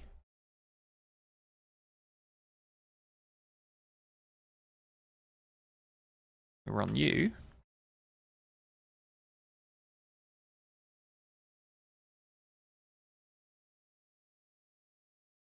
Blows up. Row 0, row 1, row 2, row 3, row 4. Ah, that looks better. 4, 5, 6, 7, 8.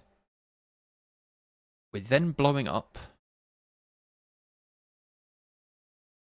Do we not hit this?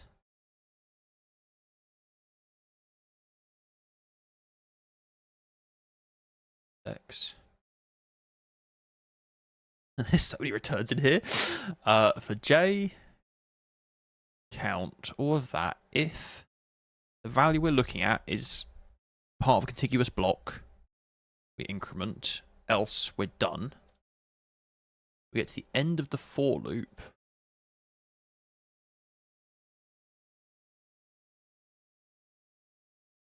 We shouldn't need that return, right? Because we should exit out kind of naturally. Because index should now be the next value up. Let's drop you in there. 0, 1, 2, 3. Do blow up now. Why is that?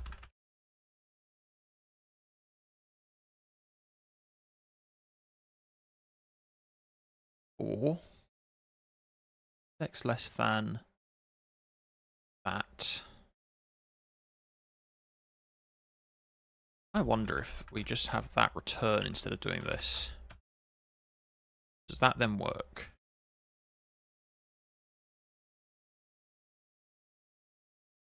It's me quite.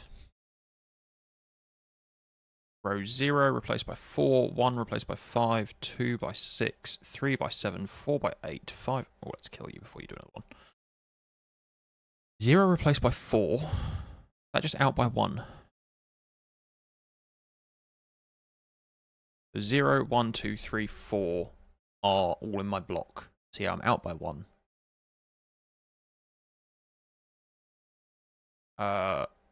Because I've not counted the line here. Remove rows, count plus equals 1. Oh no, Emacs, stop. Run that again. So now we are counting the line itself. You drop in here. That looked good. Okay, so now let's do one where it's not every line. So we drop a block here. We drop a block here. We drop a block here. We drop a block here and we expect to see 10 lines left. That looked right.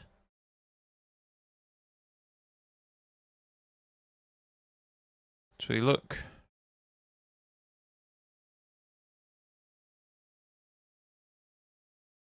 What's all this? Not sure what my prints are telling me anymore, so I might as well delete them.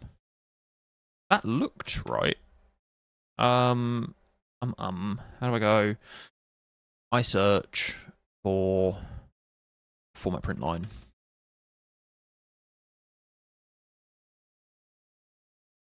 In that. If removed row count equals 0. Continue, else do all of that. Alright. Go ahead and do that one there. And that one there, I think it works. Go ahead and we do... So you're going to sit here.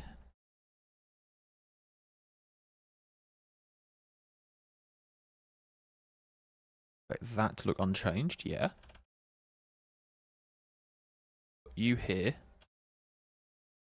You there.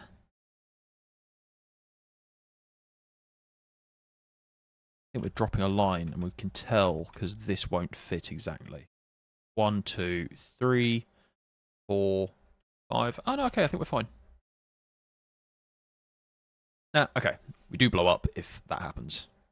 Okay, there's always something. Game.odin online 274. So actually we can do this because I'm getting better at Emacs. Deactivate piece. We're attempting to deactivate a piece that's outside of the grid. That's a lose condition, right? If you try to deactivate a piece and your piece is off the grid, you lose. So let's go ahead and say work in progress, because I think that is looking useful. So work in progress. What do we do? Clearing lines.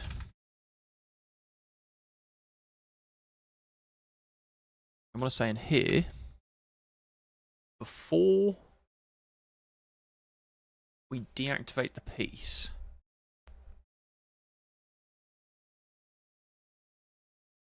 if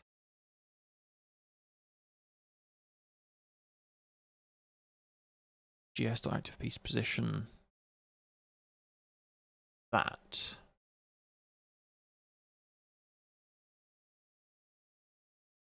go ahead and say here, if y is greater than equal to grid height, you lose, else you do this, which will require game state to have something in it to be like, I don't know, you lose as lost.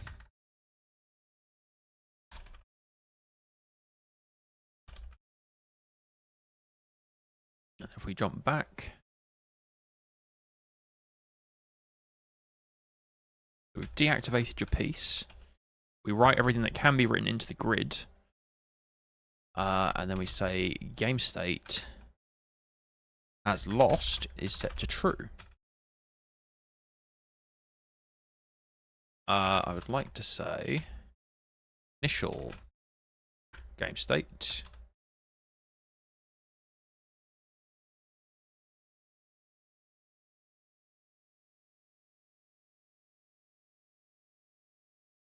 that has lost is false. Again, it's 0 initialized, so it is false already, but I think it's just nice to make it explicit. And I will say, where would it be? It'll be where we spawn in the new piece. So can we look for everywhere that says piece? Has active piece. If has active piece does a lot of stuff. Not that one. Active piece position has active piece. Update active piece position.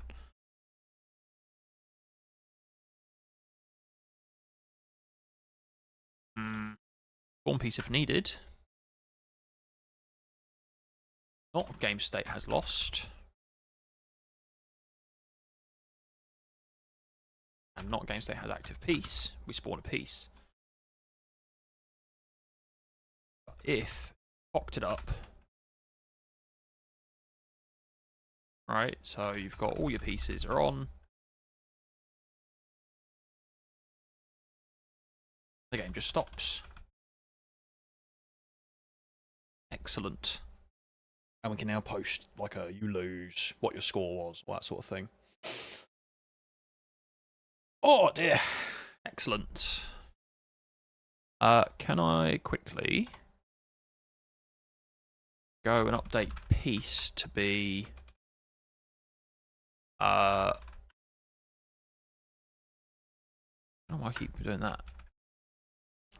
Be 4, not 5. Go ahead and say, oops.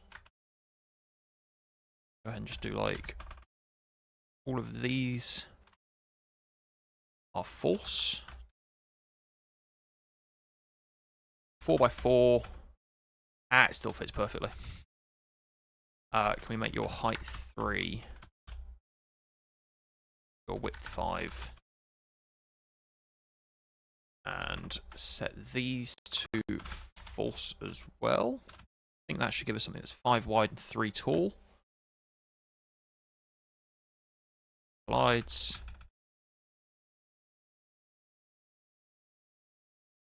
Which means we can test that kind of partial state.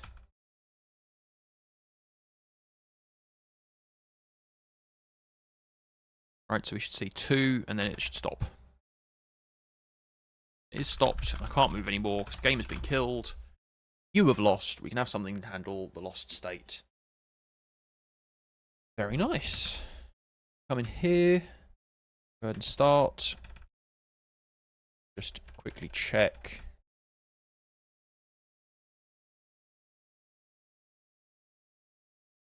Not broken our line clearing. Stick another piece in here.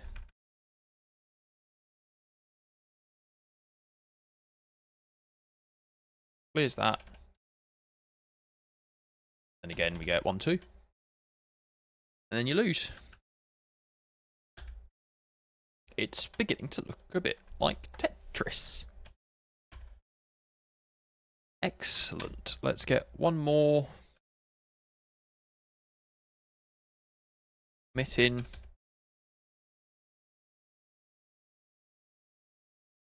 What did we do there? We did work in progress clearing lines. Here we did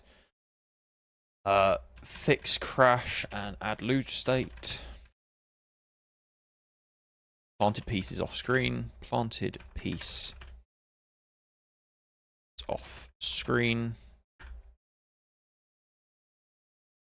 Excellent. I can hear everyone in my house starting to get up. And so I think I'm going to have to probably go. But that is pretty good progress, I would say.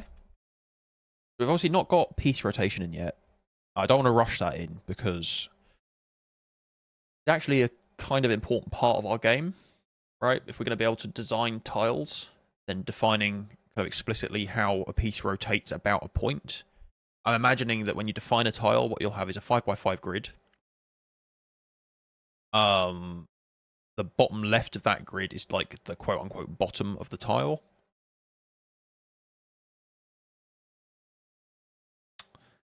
And then we'll define rotations as being like you'll pick a intersection between an X and Y line, your kind of point you rotate around, so that you can make things that are kind of gross, but it's entirely controllable, right? So you can make things that behave completely sensibly, or you could put like your rotation point outside of the piece. That's I think the little idea I had in my head that I thought sounds weird and fun, is you could put the rotation point outside of your piece, or have a piece that's made up of disjoint blocks that necessarily then rotate at least partly about a point that isn't inside one of those regions. And then you can kind of do line skips by rotating, which I thought sounded like it might be fun. But I've not thought that through, so that's something to do in the future. What else do we need? We need points. We need handling when the game ends, so you can start a new one or go back to the menu. But that all sounds easy. So yeah, I think our next thing will be tidying up our piece setup and having at least 2 different pieces, so you could get a randomized next piece, and then turning on the ability to rotate them. Then we've got a pretty playable game. That's all very exciting. So I will, in fact, just before we finish, let's update this. We also need to make it prettier. I think we do that after we've got rotations working, though. So let's say randomize next piece. And rotate piece is the next things to get in. Once we've got them, I think we make it pretty, and then we do a bit of tidying, and then we think about what we want to do. I'm feeling quite optimistic about all that. Let me just say to-dos update. And we'll push that up. And we'll call it a day there. I'm not sure when I'll get back to this. It's we're running up to Christmas, so I've got a long list of family events and fun things to go and do. So it might well be after Christmas that I get back. But yeah, hopefully it won't be too long. This shouldn't be another multi-month break. Nice one. I'll catch you all next time.